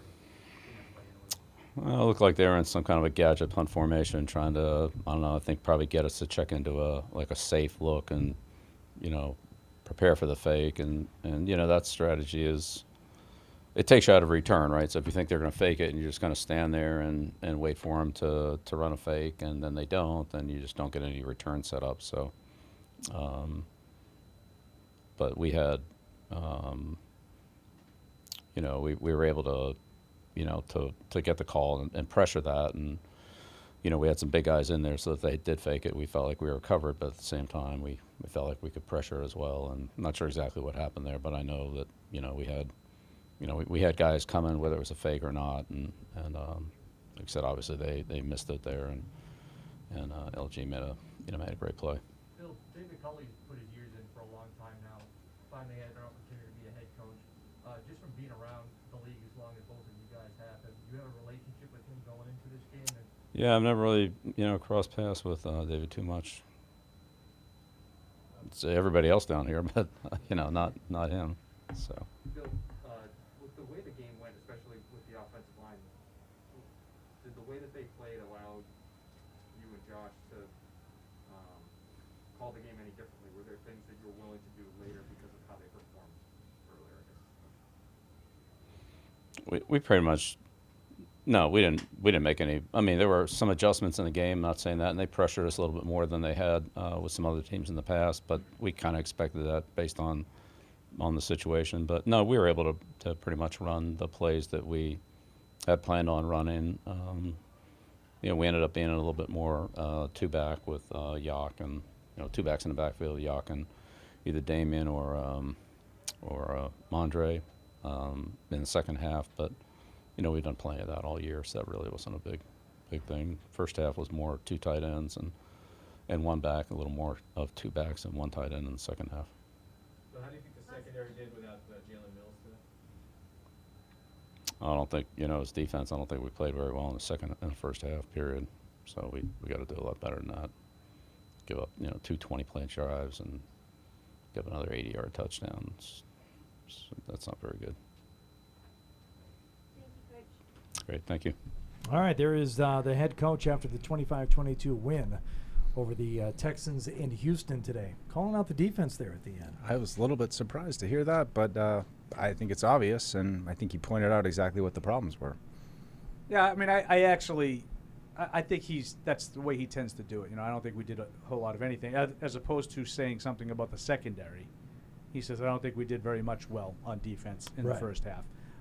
But I also thought he started talking about a little bit about the same kind of thing what we said about the offensive line. Sort of, not perfect, but they competed, and I think there was a lot of things to feel good about. Like feel good about your program, for lack of a better word. Like you get some guys in there, and you were able to operate offensively. I mean, you were no worse today than you have been. It wasn't any better. Wasn't really any worse. The team that you played obviously doesn't put a lot of pressure on the passer as a rule.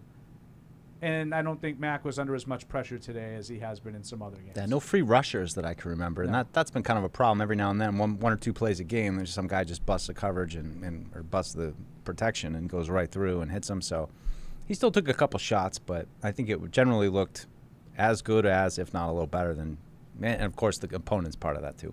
All right, Deuce, we need you to re-ask your question here in a minute. Yeah, so just, Mac Jones setting a record for completions, and we're evaluating a new young quarterback within a system. So, what is the reasonable response to a guy who completes a lot of passes? Is that something? Is that nothing?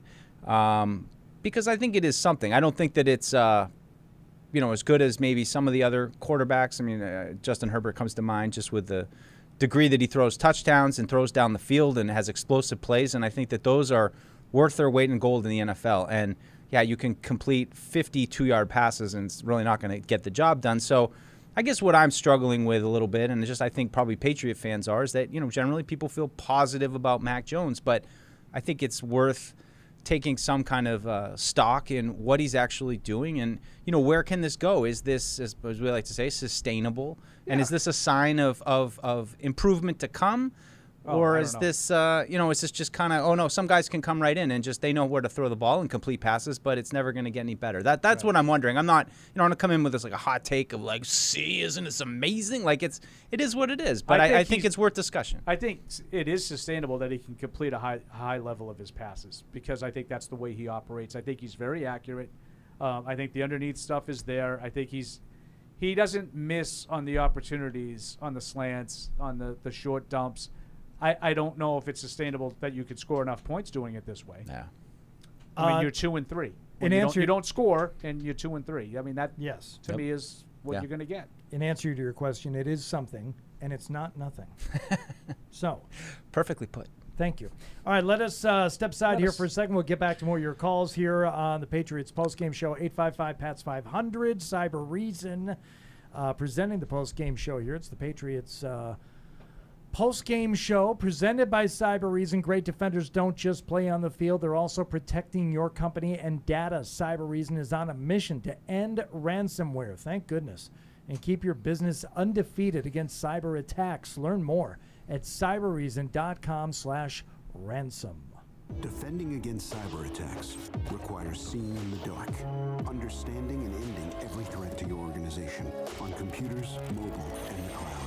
It takes Cybereason.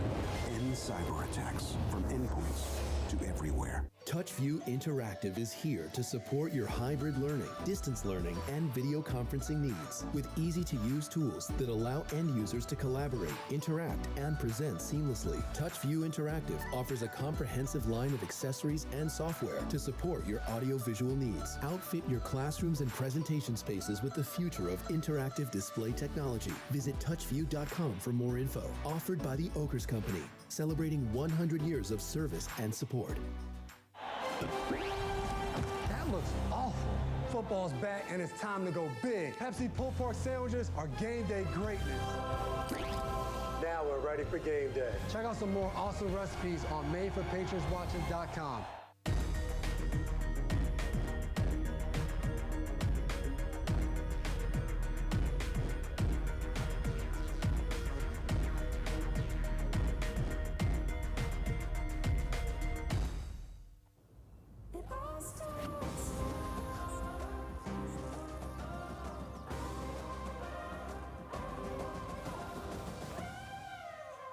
It all starts now.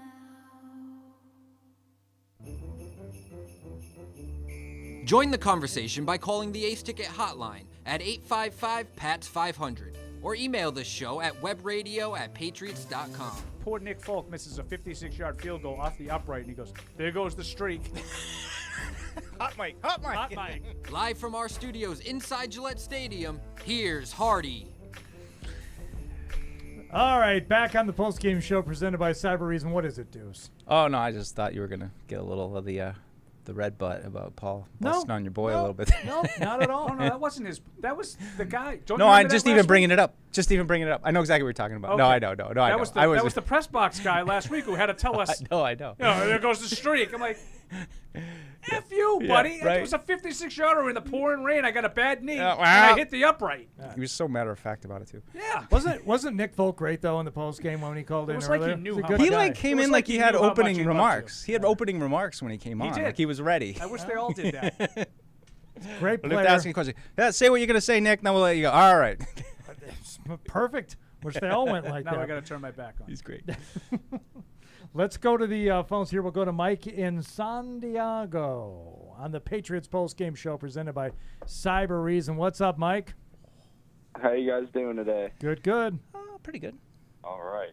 So, first half was a little rough there, and then, they decided to do the weird punt thing and kick the guy in the back of the head, and, it was a miraculous block, but I couldn't help but think, it's like, wow, is this going to be like the reverse of the 2015 Eagle game? Like, we're getting cute here, up 2 scores or whatever, and we're just going to blow it away, and lo and behold, that's what happened. Hey, And he punted I it just off had a his quick offensive question lineman's for- helmet. You don't see that one every Yeah, day. it was New incredible. version of the butt fumble. I know. That's what I was thinking about. It's like the head punt block. The head punt block? I don't know. I know Brandon Bolden's getting all the credit. It's like, Brandon, how about we try to get our first career broken tackle, buddy? Like, Oh, no, he punted that off a Texans get me head. started. Oh, yeah. No, he was just saying that they were still giving Bolden credit for it. Like, find his best special teams guy. He probably did it. Oh, yeah. Yep, no. he's closest one to us. So, And I thought James Lofton rightly said, and he also kicked it very low. I'm sorry, I what mean, was that's that? What happens when you kick it from 7 feet behind the line. But Yeah. nothing. A win's a win. Brandon Bolden better hit the weight room if he's going to be a lead back going forward now with Damian being hurt. But just thought that was a weird tidbit that it was a reflective of the 2015 Eagles game. But anywho, keep up the good work, guys, and take care. Thanks, Mike. Appreciate Thanks, it. Mike. Thank you.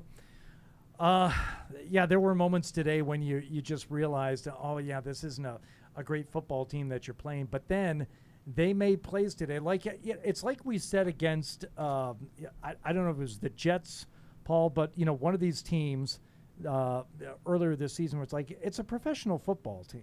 You're going up against a group of players that may be You know, may or may not have been trying to win.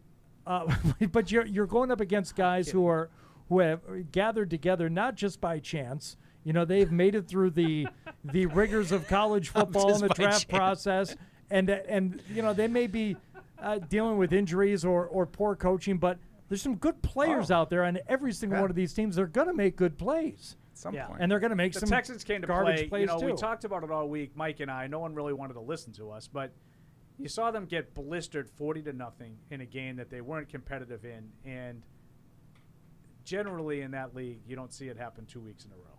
You knew at home they were going to show up to play. The Patriots had a sky-high performance against Tampa Bay, and you know, a little bit of a regression was somewhat understandable, but you found a way to win, and that's the important thing. I wouldn't be giving you all these excuses if they lost the game, but they found a way to win it. Yeah. Now I'm curious, what team shows up next week? How healthy are they going to be? You've got another good team in Dallas with a number of weapons and a number of pieces that can challenge everything that the Patriots have done. But it's still going to come down to, can they put a clean game together? It feels a little strange to be through 5 games and still just feel like all I know really about this Patriots team for sure is that they're kind of sloppy. Yeah, that's it. And like the lack of finish, I kind of almost lump in with the slop categorization. It's like consistency, sloppiness. They're all very, very closely related there. Yeah. So it's like, if they just stop being sloppy, it might be good, but they can't. So I'm not sure what to expect yet. And I think you just kind of assume, given the history around here, that it will stop and sooner than later. But week 5, it's still going. Ace Ticket Hotline 855-PATS-500. Dean is in Phoenix. What's up, Dean? Hi, Dean. Diener. Wow. Hardy fat fingers. No. I was curious to see what Dean had to say, because in the subject line it said Mac great comeback, and I wanted to see if Deuce's head could explode. No, it's fine, because I don't think Deuce is here for the Mac Jones love fest today. Well, not today. Not today. In general, just hold on a second. In general, we all are. I already pulled but up I don't Alex. think Deuce is here for it today. I already pulled up Alex, so I don't want to leave Alex waiting here. But we'll get back to. We'll allow Deuce to respond here in a second. Go ahead, Alex. I was being polite, guys. I was letting you finish. Well, a lot of people don't. They hang up, and then I get accused of having fat fingers. Yes. So I don't need that today. So your fingers are fine. Go ahead. One thing I noticed about the season as a whole is what we saw going into it as a whole with the direction of this team versus where it's ending up. We talked a lot in the offseason about how this offensive line was going to be one of the best in the league. We're going to rely on the running game to help Mac out, and none of that is coming true. It's basically the reverse of everything. And what I'm worried about is how many more years it's going to add to the rebuild. Because if you were to ask me a year ago, I would be a little bit more positive and say, maybe it might take 2 to 3 years to get this team back in shape. But the way things are shaping out, the lack of explosiveness, the lack of direction, the fact that there's no position on this team that I feel comfortable with going into the future. I mean, we're looking at like a 5 to 10 year rebuild, and I just want you guys to convince me, if you don't think that it's going to be that way. No. And that's just my question. There's no such thing as a rebuild that takes that long. It's not in the NFL. No, you can't. If all these pieces will not be here. Right. Like including the coaches. Like you don't rebuild for 5 or 10 years. If you have 3 bad years, Belichick's not going to be around. Right. Yeah, I mean, and I would say generally I feel pretty good about the direction of the offense. I don't think that they're there. I think they'll need more pieces going forward.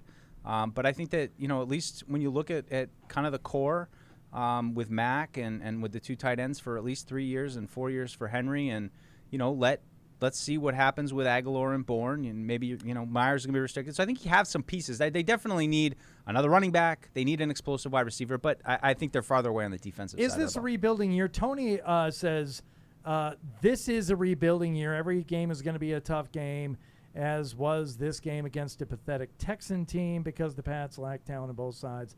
Okay, unless you're a fanboy, you knew this before the season started. I'm a fan, man. It's the free agency acquisitions that make me lean away toward calling this a straight-up rebuild year. See, but that's what makes me – they completely reshaped the roster. They're rebuilding. They had nothing. Especially in offense. How long is the process? Does it go one more year? Yeah, I think when you have a rookie quarterback, you have to build with him and develop. You have to hope that he continues to show these signs. The thing that I'm most impressed with Mac Jones is he seems to have some toughness. Yep. And I'm not talking necessarily physical toughness, because I think a lot of guys have that. I mean mental toughness. I think he just plugs away. He keeps at it. He doesn't get down. He doesn't allow the situation of the game to affect his play. Yeah, and I think, like, we were alluding to some of the Mac Jones stuff earlier. I mean, I just think from my perspective, I just want to be able to. Yes, this is your defense. This is where you defend against the accusations that you are somehow anti-Mac Jones today. I want to accurately criticize him because it's a developing quarterback, and I want to make sure that you don't just say, well, the position's all set for 10 years. I want to know, where is he at? How is he going to develop? What does he have to work on? Who are some quarterbacks that have come into the league? And I think it's absolutely notable that he's completing a large percent of his passes. And I think it shows that he understands the offense. He understands what they're asking him to do.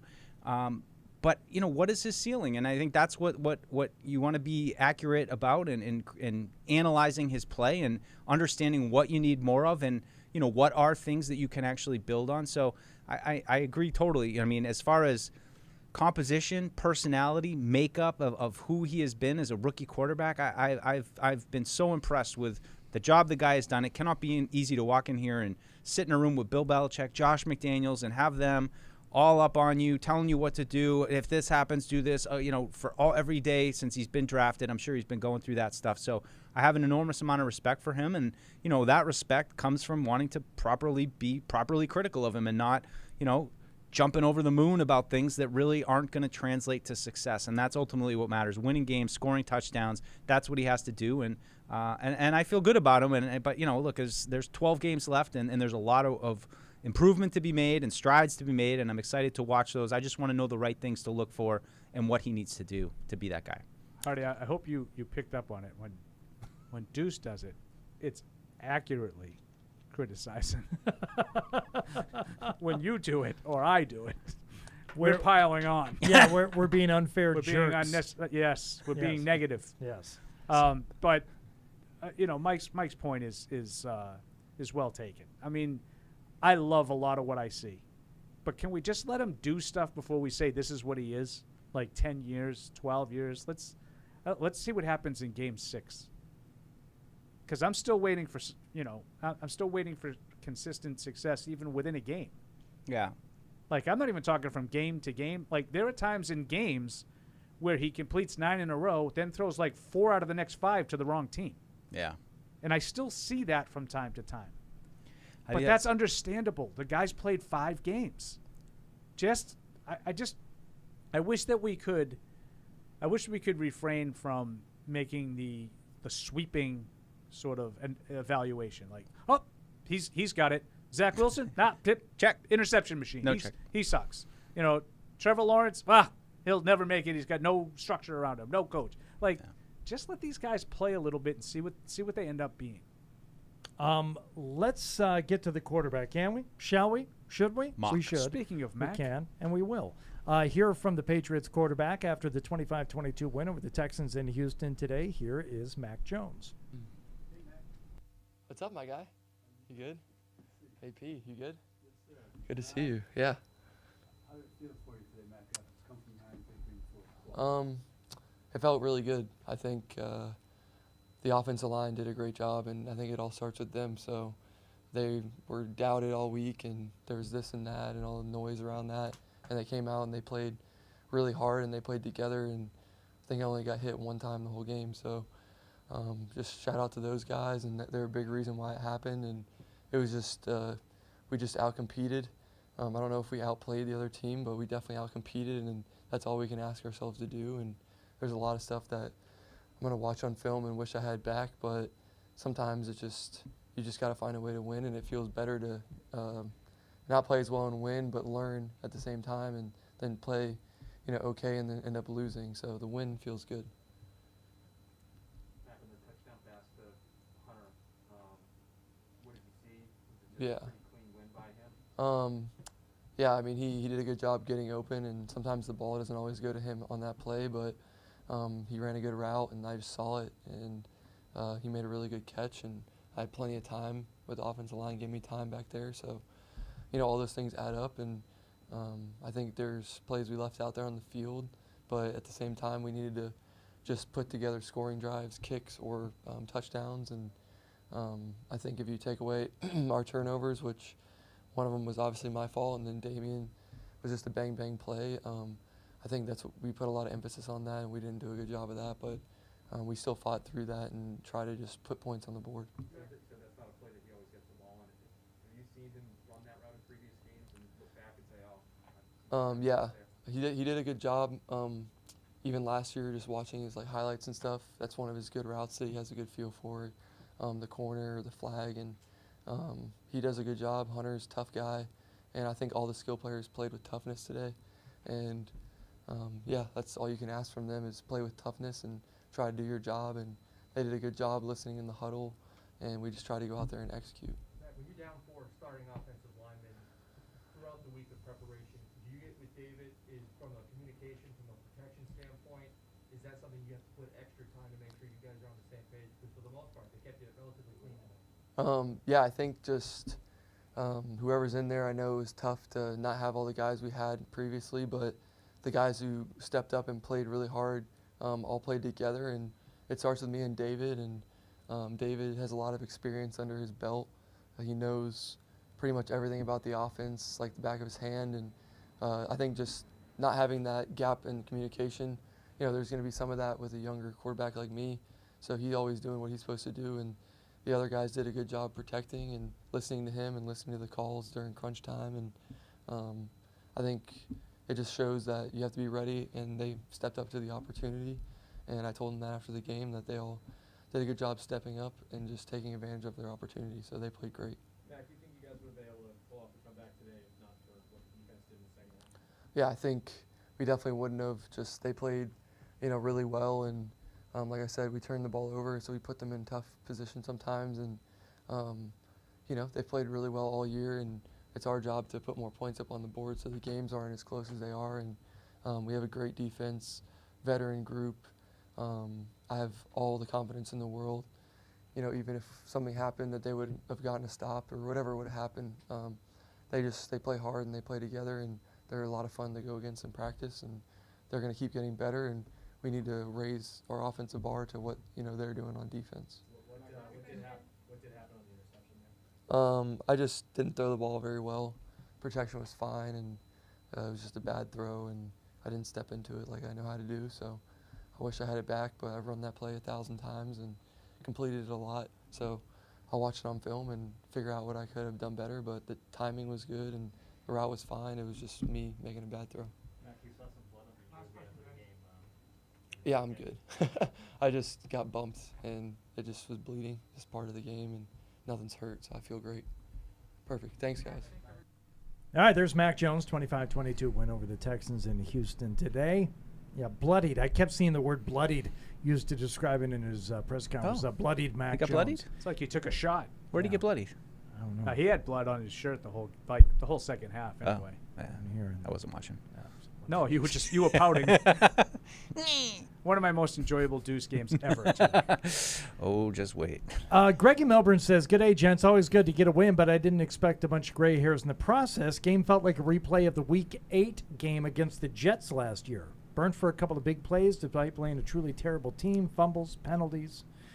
Deuce, Paul, where are we seeing this team going at this stage? I sense it's going to be similar to last year when it's all said and done, 7-10. Yeah. Tough game at home next week. And then Hardy, my condolences on the Lions. Yes, Dan Campbell also having a rough day today, borderline crying at his post-game press conference. All right, so where do you see the team going at this stage? They're sitting at 2-3 right now. Yeah, I mean, I'm still maintaining what I think, which is the 8, 9, 10 win mark, that little range right there. And I think I haven't changed that yet, but I think that my expectations have definitely been lowered a lot over the last couple of weeks just because they can't seem to play a clean game, and I think that is going to hold them back no matter what. And if they can't do that, they're not going to get to 6 wins. Until I see a change with the way they play, I think to just pencil in wins is just optimistic. I mean, I don't think there's a lot of teams in the league that they win playing the way they did today against. And I think they were fortunate to win the game. Now, again, they needed to win the game, and it didn't matter how. I'm just talking about big picture now. They're going to be a playoff team. They're going to go somewhere. They're going to do something. They need to play a lot better. Let's go to Adam in Dublin here on the Patriots Postgame Show presented by Cybereason. Adam, what's up? Hey guys, hope you're all doing good. I apologize if you've already discussed this. I'm only tuning in now, and might be a bit of a take in development, as the guys would say during the week. Yeah. But I kind of feel like I've seen enough of Mac Jones to think, look, we're not going to be worried about trying to draft another quarterback maybe in the next year or two or whatever. But on the back end, I don't see J.C. Jackson getting paid. I just think there's always a critical penalty in him that he's going to give. I think he outperforms on his best days. He outperforms himself. I just don't think he's that cool kind of Revis Gilmore type, so I just don't see Bill paying him. But McCourty's going to be gone either next year or very soon after. And I don't trust Bill and this this regime to draft good cornerbacks. I mean, the best cornerbacks they seem to draft are undrafted guys. You know what I mean? So I don't know. I'm kind of okay with the offense for the next couple of years, but I'm really worried about this secondary. And is that an overreaction? No. I'm 100% with you. I think there's a good chance they have to rebuild, maybe 3/4 of their starting secondary next year. And I have the same feelings about J.C. Jackson, not because I don't feel that he's a number one. I just don't feel like they are off to pay corners in big money for long term unless they really, really believe them to be worth the money. And I think they got their money's worth out of Gilmore, and he did what they needed. But I think J.C. Jackson, kind of his personality, the way he is, I don't see him long for New England. And there's no easy fix next year. You're gonna try to probably need to find 2 starting cornerbacks, depending on how you feel about Jalen Mills, who I think has been okay except for some key spots. But I still don't think that he's a long-term, outside man-to-man corner. And I think he's better used in the slot and as a ancillary piece to the whole thing. So I got concerns too. I think Hightower, Collins, Van Noy, what's going to happen with those positions next year? You need new secondary. You need some new linebackers. There's a lot more questions on the defensive side of the ball. All right, Adam. I appreciate it. Thanks for the call. It was a scary moment in the Yes. Cowboys-Giants game just now, too. Yeah, 3rd and goal, and they tried a little naked boot with Daniel Jones. He tried to get the corner. It got stuffed, slammed down hard, and clearly concussed. There was helmet-to-helmet. Yeah, as walking went back down. to the locker room, the huddle, he was wobbly, almost fell down, and On top of Saquon Barkley getting his ankle twisted into a pretzel too. Bad. Looks like a bad ankle injury. Very swollen already. Not sure if anything's broken. I'm sure they'll have X-rays and whatnot, but at the very least, a bad sprain. And Daniel Jones did not look good. Which means Mike Glennon. All right, more to come here on the Patriots Postgame Show presented by Cybereason. A couple of emails to get to as we come back to wrap things up and put a bow on Week 5 for the Patriots. 25-22 win over the Texans today. More coming up. Defending against cyber attacks requires seeing in the dark, understanding and ending every threat to your organization on computers, mobile, and the cloud.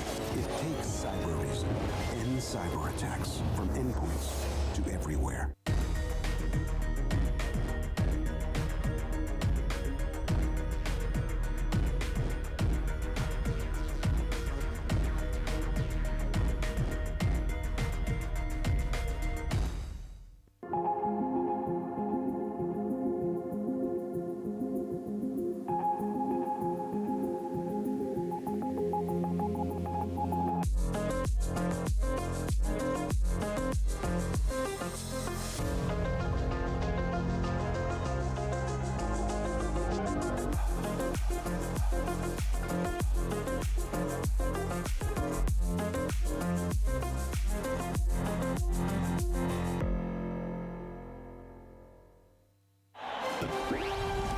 That looks awful. Football's back and it's time to go big. Pepsi pulled pork sandwiches are game day greatness. Now we're ready for game day. Check out some more awesome recipes on madeforpatriotswatching.com. It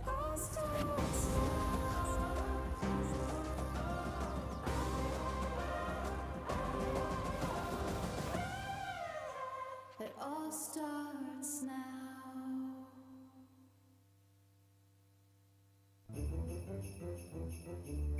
Join the conversation by calling the Ace Ticket hotline at 855-PATS-500 or email the show at webradio@patriots.com. They hate each other so much and they want to beat each other so much, and now it's like him Bill's in the locker room just, chatting it up. Now they're in there 45 playing minutes, like, tummy sticks. Live from our studios inside Gillette Stadium, here's Hardy. Thank you. I think you're the only one who caught that last week, Matt. It is the Patriots Postgame Show presented by Cyber Reason. A couple of emails to get to here. This is from DF and SF.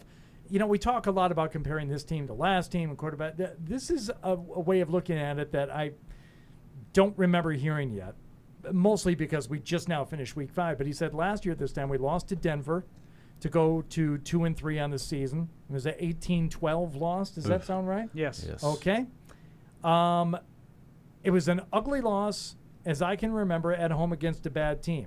Cam passed for 157 yards, 2 interceptions, and I wrote off all hope for the season, which seemed prescient because we got dismantled by the 49ers the following week, 33-6. Okay. However, you stood at 2-3, just like you stood 2-3. How do you feel about this team right now at the same point compared to last year's team? Both teams at 2-3. Well, that was a terrible loss, and I think that was a huge reality wake-up call to where the team was kind of headed. I don't know. I go back to this being. I try to focus on the offense right now, and it being some young pieces that should be in place for the next few seasons. So in that regard, it's been a little painful to start, but I feel like we're building towards something. And last year, I didn't really know what we were building towards. What Cam Newton's long-term ceiling or how he would contribute here. So I feel better. I mean, not a lot better, but I feel like at least we're maybe at the bottom of a ladder we want to climb, rather than just kind of floating there trying to figure out where we are, what we're doing, how we're going to rebuild. There were nothing really in place long term last year. So I do feel a little bit better, but mostly around the offense and defensively. As I've said many times in the show, I have questions. Yeah, for this season, for the 2021 football season, I feel almost the exact same as I did last year after losing that game. But that's, to me, completely irrelevant. I agree with Mike. Overall, everything, big picture, the franchise, I feel far better right now. Yes. They have a quarterback in place that they didn't have in place last year. It's apples to grapefruits. It's not even close. Efren in Hollywood says, Brandon Bolden played very well today, despite the naysayers on this panel. He had one play. The Patriots should play the lottery since they were very lucky to get this victory. The O-line did a much better job protecting Mac Jones, but then again, they were playing the Houston Texans. J.C. Jackson must have been counting his money for next year since his performance today was not of an elite cornerback. You know what, Efren, I don't know what you see from Brandon Bolden, and I'm not even saying it's his fault. I think he's out there doing Brandon Bolden things for his game and for what he's capable of. He had 4 catches for 6 yards. Yes. So other than the 24-yard... Yeah, he had 2 carries for 25 yards, one of which was a 24-yard run. Right. Which So one? He had one play. It was a big play. It was a big play, and they were already in field goal range, and he made it a chip shot. Yeah. Right. I say that. And I think it's just I like Brandon Bolden as a guy, and I think as a teammate, he's a very valuable person to have as a backup in various roles, but I think the problem right now is that we're getting out of backup territory, and he's becoming a featured part of the offense right now. And they have, I think, other players that, although not as perhaps reliable as Brandon Bolden has been over the years, perhaps offer more explosive playmaking ability, which is something I think the offense needs badly. Joe in Florida says, we were talking, well, somebody was talking, but Jason mentioned that he lives in London, but he was from South Africa. So I correctly identified the accent. There you go, guy. You got your wish. It doesn't get you off the hook entirely, though, Paul. So I don't want to be off the hook. I'm not looking to get off the hook. Dancing just yet. Like a worm. Belichick said he hoped to have a Winu back for today's game. Only a vaccinated player will be eligible to come back that early. We know based on prior reporting that one player was vaxxed and the other was not. This confirms, according to Ryan, Wynn is unvaccinated. I am so over and tired of the vaxxed versus unvaxxed talk. I really. Oh, is this you talking now, not the email anymore? This is me. Yeah, I totally agree with you. I'm bores me. I'm done with. Well, I don't think it matters. I don't think about. I think every team is probably dealing with this to some extent. I think there are teams who are dealing with, some positive tests for 100% vaccinations, and that is not to say I don't believe the vaccines are worthwhile, because I believe they are. But this is going to continue throughout the season here, and identifying certain players as vaxxed versus unvaxxed. I don't think it's not going to do any good. It's not going. It's all it's going to do is continue a bunch of yelling on both sides, and I've heard enough yelling over vaccinations in this to last me a lifetime. I'm kind of done with it. Yeah, I was just surprised that he mentioned Onwenu and that they were hoping that they could get him back. So that was a little bit surprising that he was kind of that explicit about the situation. But I agree. I try not to clock all that stuff. People were trying to figure it out all training camp, and it's just at the end of the day, tell us who can play and who can't. But one thing I will say is just in general, Isaiah Wynn's availability has just been such a problem here these first 4 years of his go round here, and it's just another example of missing games and not being reliable. And unfortunately, COVID, all that vaccine, all that stuff aside, that's just what the bottom line is, and I think that has to be part of the evaluation. You want to do any look ahead to next week? Looky-loo? You want to Peepers peep? Who gets the looky-loo for the Cowboys here next Sunday afternoon at Gillette Stadium? Ezekiel Elliott. I think Dak Prescott has been. I'm a lot more worried about that. Yeah, I no question. Both those guys are great, and wow, Dak coming out of the chute against Tampa off that disgusting leg injury that he had to play like he did. I don't know what to pick. I don't know what do you pick your poison. It's like both those guys are going to test this Patriots defense like they. I don't even know if Tampa tested them as much. I think it's similar to Tampa. These guys, it could be more. I'd let them run for as many yards as they want, and they got to do whatever they can to contain that passing attack, because that will keep the score down. The only thing potential problem. Dallas is playing like and on the road outside next weekend, I could see Dallas kind of being like, what, we don't really feel like doing this today. I could see kind of one of those games. Unless they suddenly blow doors in the second half, they're playing like crap today, and I don't think they'll play like crap 2 weeks in a row. I don't think that's a good sign. I think Lamb and Dak and Elliott, they could all be very popular in your ocular next week. It's just getting a lot of time. Keep your peepers peeled for all those guys. But I would worry about the passing game more so, especially the way the secondary struggled today. Hopefully they'll get Jalen Mills back next week. The hamstring's not major. But what I like about it, I'll just say this. I like that they're going to play a good team next week, because it's just no more excuses. I don't want to see them roll into a game like this and they can win with kind of an effort.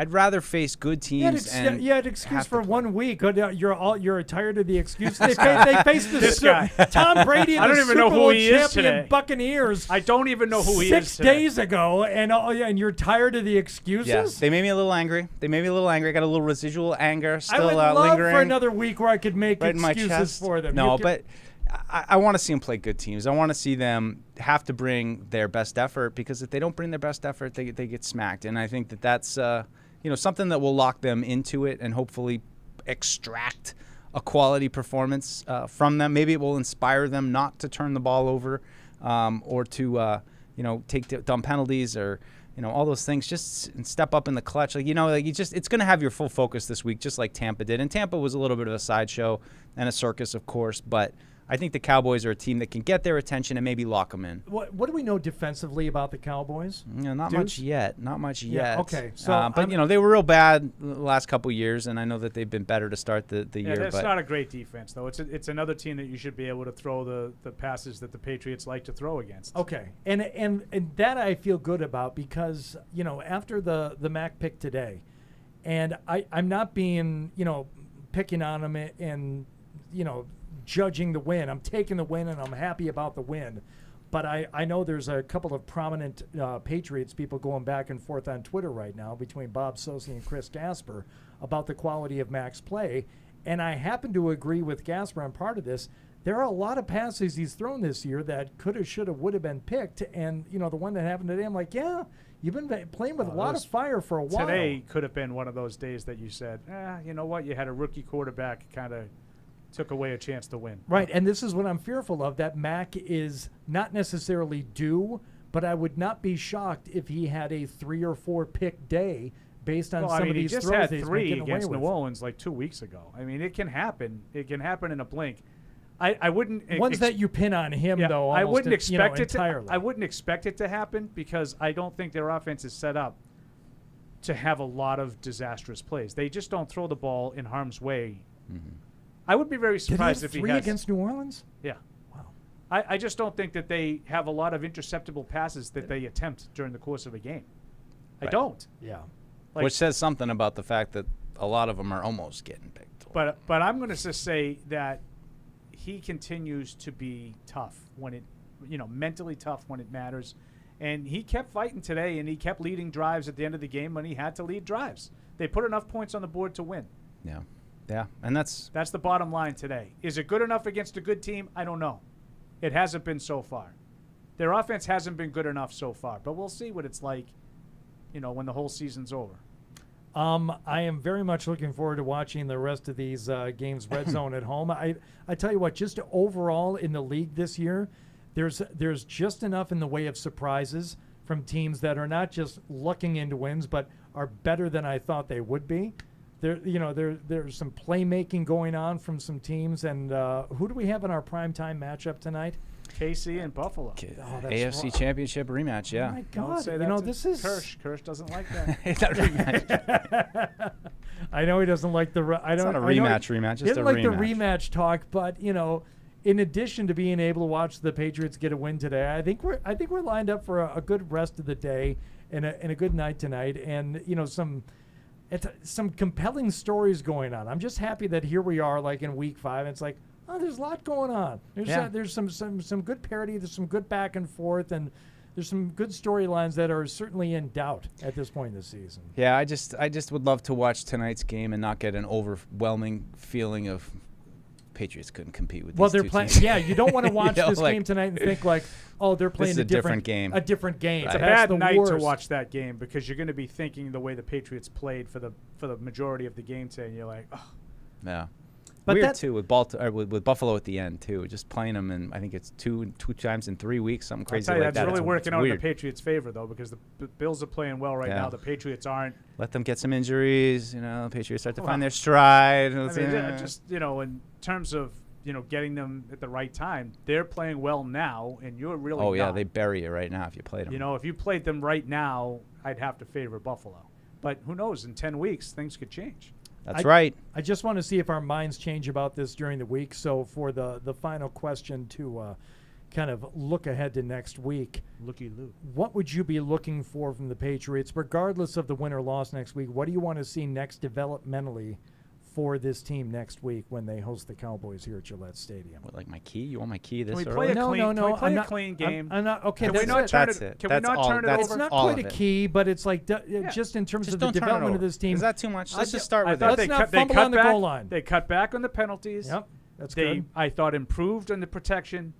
Now let's get that third one. That's great. I think it's a great thing to wish for in this game. It's not a key necessarily. That was my key today about the turnovers. But in terms of something to really, really root for next week in the game, you're playing you're playing a Cowboys team that, I don't know, they could be swinging one way or the other based on the outcome today. They could be they're up mad. now, 17-10, I think so. All right. It's looking better for them, but But how about you just go out there next week and first things first, let's not give them the ball, especially on the goal line when you're knocking on the door and trying to get 6. yeah, and another thing just to point out too with the turnovers is this is now 3 straight games without a takeaway, so that's a big piece of it too. And if you're going to give the ball away, you can offset that a little bit if you get takeaways. They haven't been getting takeaways either. Of all people, Matt Chatham weighing in.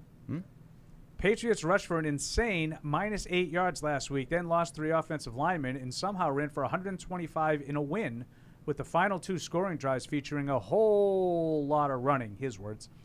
Feels like narrative, he loves narratives, pushing to make this about the quarterback. It wasn't. huge improvement on the ground was the difference. I would agree. That big Brandon Bolden run, that was huge. So, Mike, Matt Chatham agrees with you. Thank you, Matt. Not sold on Mac Jones. Oh, no. Is this the direction we're going? No, but I do think I do When think Deuce started hating Mac today was Jones, about their ability to run the ball when they had to at the end of the game, Yep. and their ability to stop it. That's why that was one of my good lists was their ability to stop the run early in the game. Yep. Can we grab DJ in Yes, LA, we Matt? can. We got Okay. time. We got time. Absolutely. I think we can. DJ, thanks for holding. What's going on? You're on the Patriots Postgame Show presented by Cyber Reason. What's up? Yeah, go Pats. Woo! Woo! Okay, I just want to say this. We could easily be 4-1. Week 1. Damian Harris fumbles on the Saints 8. All we needed to do was that winning field goal. And, of course, last week, off the upright. So, I'm glass half full.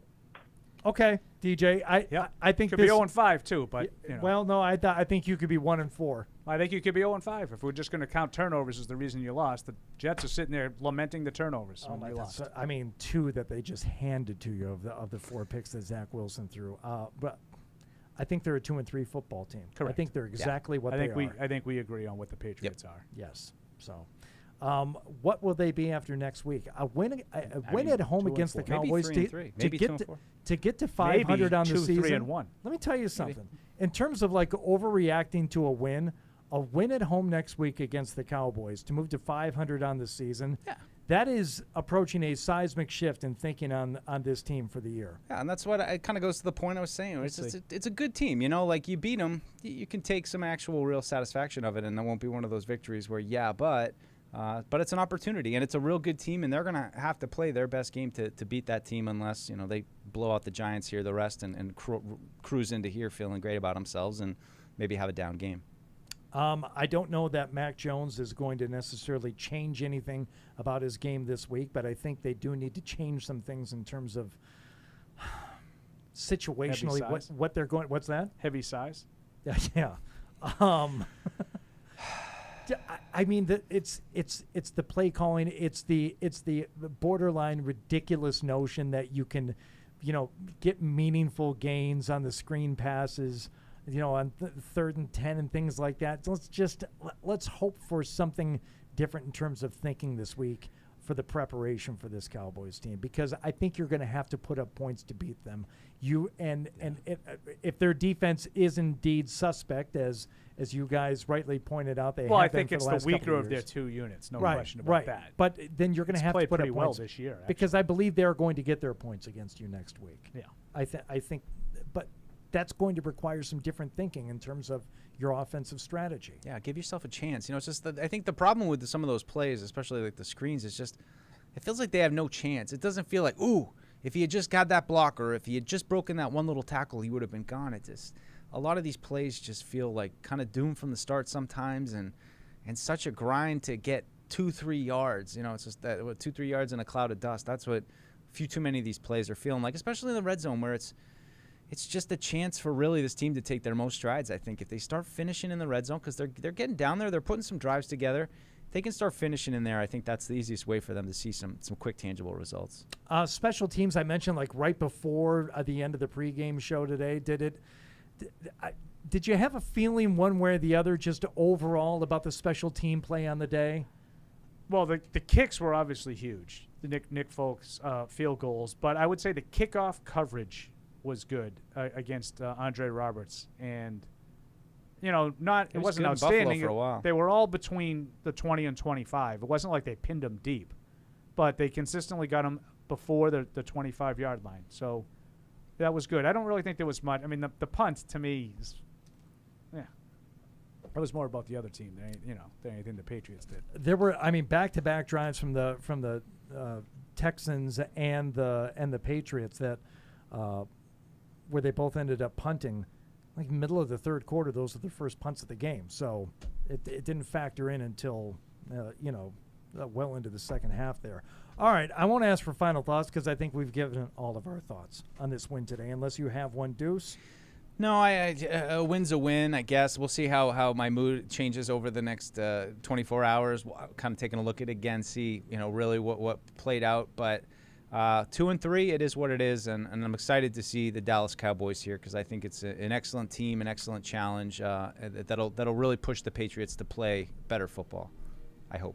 Yeah, I just would like to see them start to play better football on a consistent basis. We really haven't. I think you said it. Like, they're 2-3. This is what they are. This is how they've played. I'd like to be able to say next week, win or lose, that they start to play better football.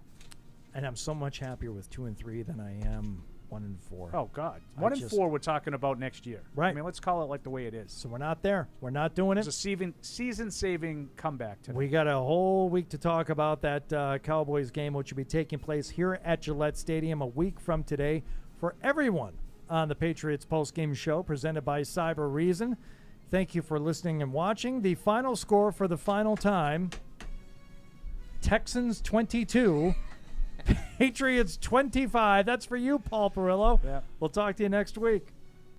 Thank you for downloading this podcast. Subscribe on Apple, Google Play, and everywhere else you listen. Like the show? Please rate and review us. Listener comments and ratings help keep us high in the podcast rankings so new listeners can find us. Be sure to check Patriots.com for more news and more podcasts.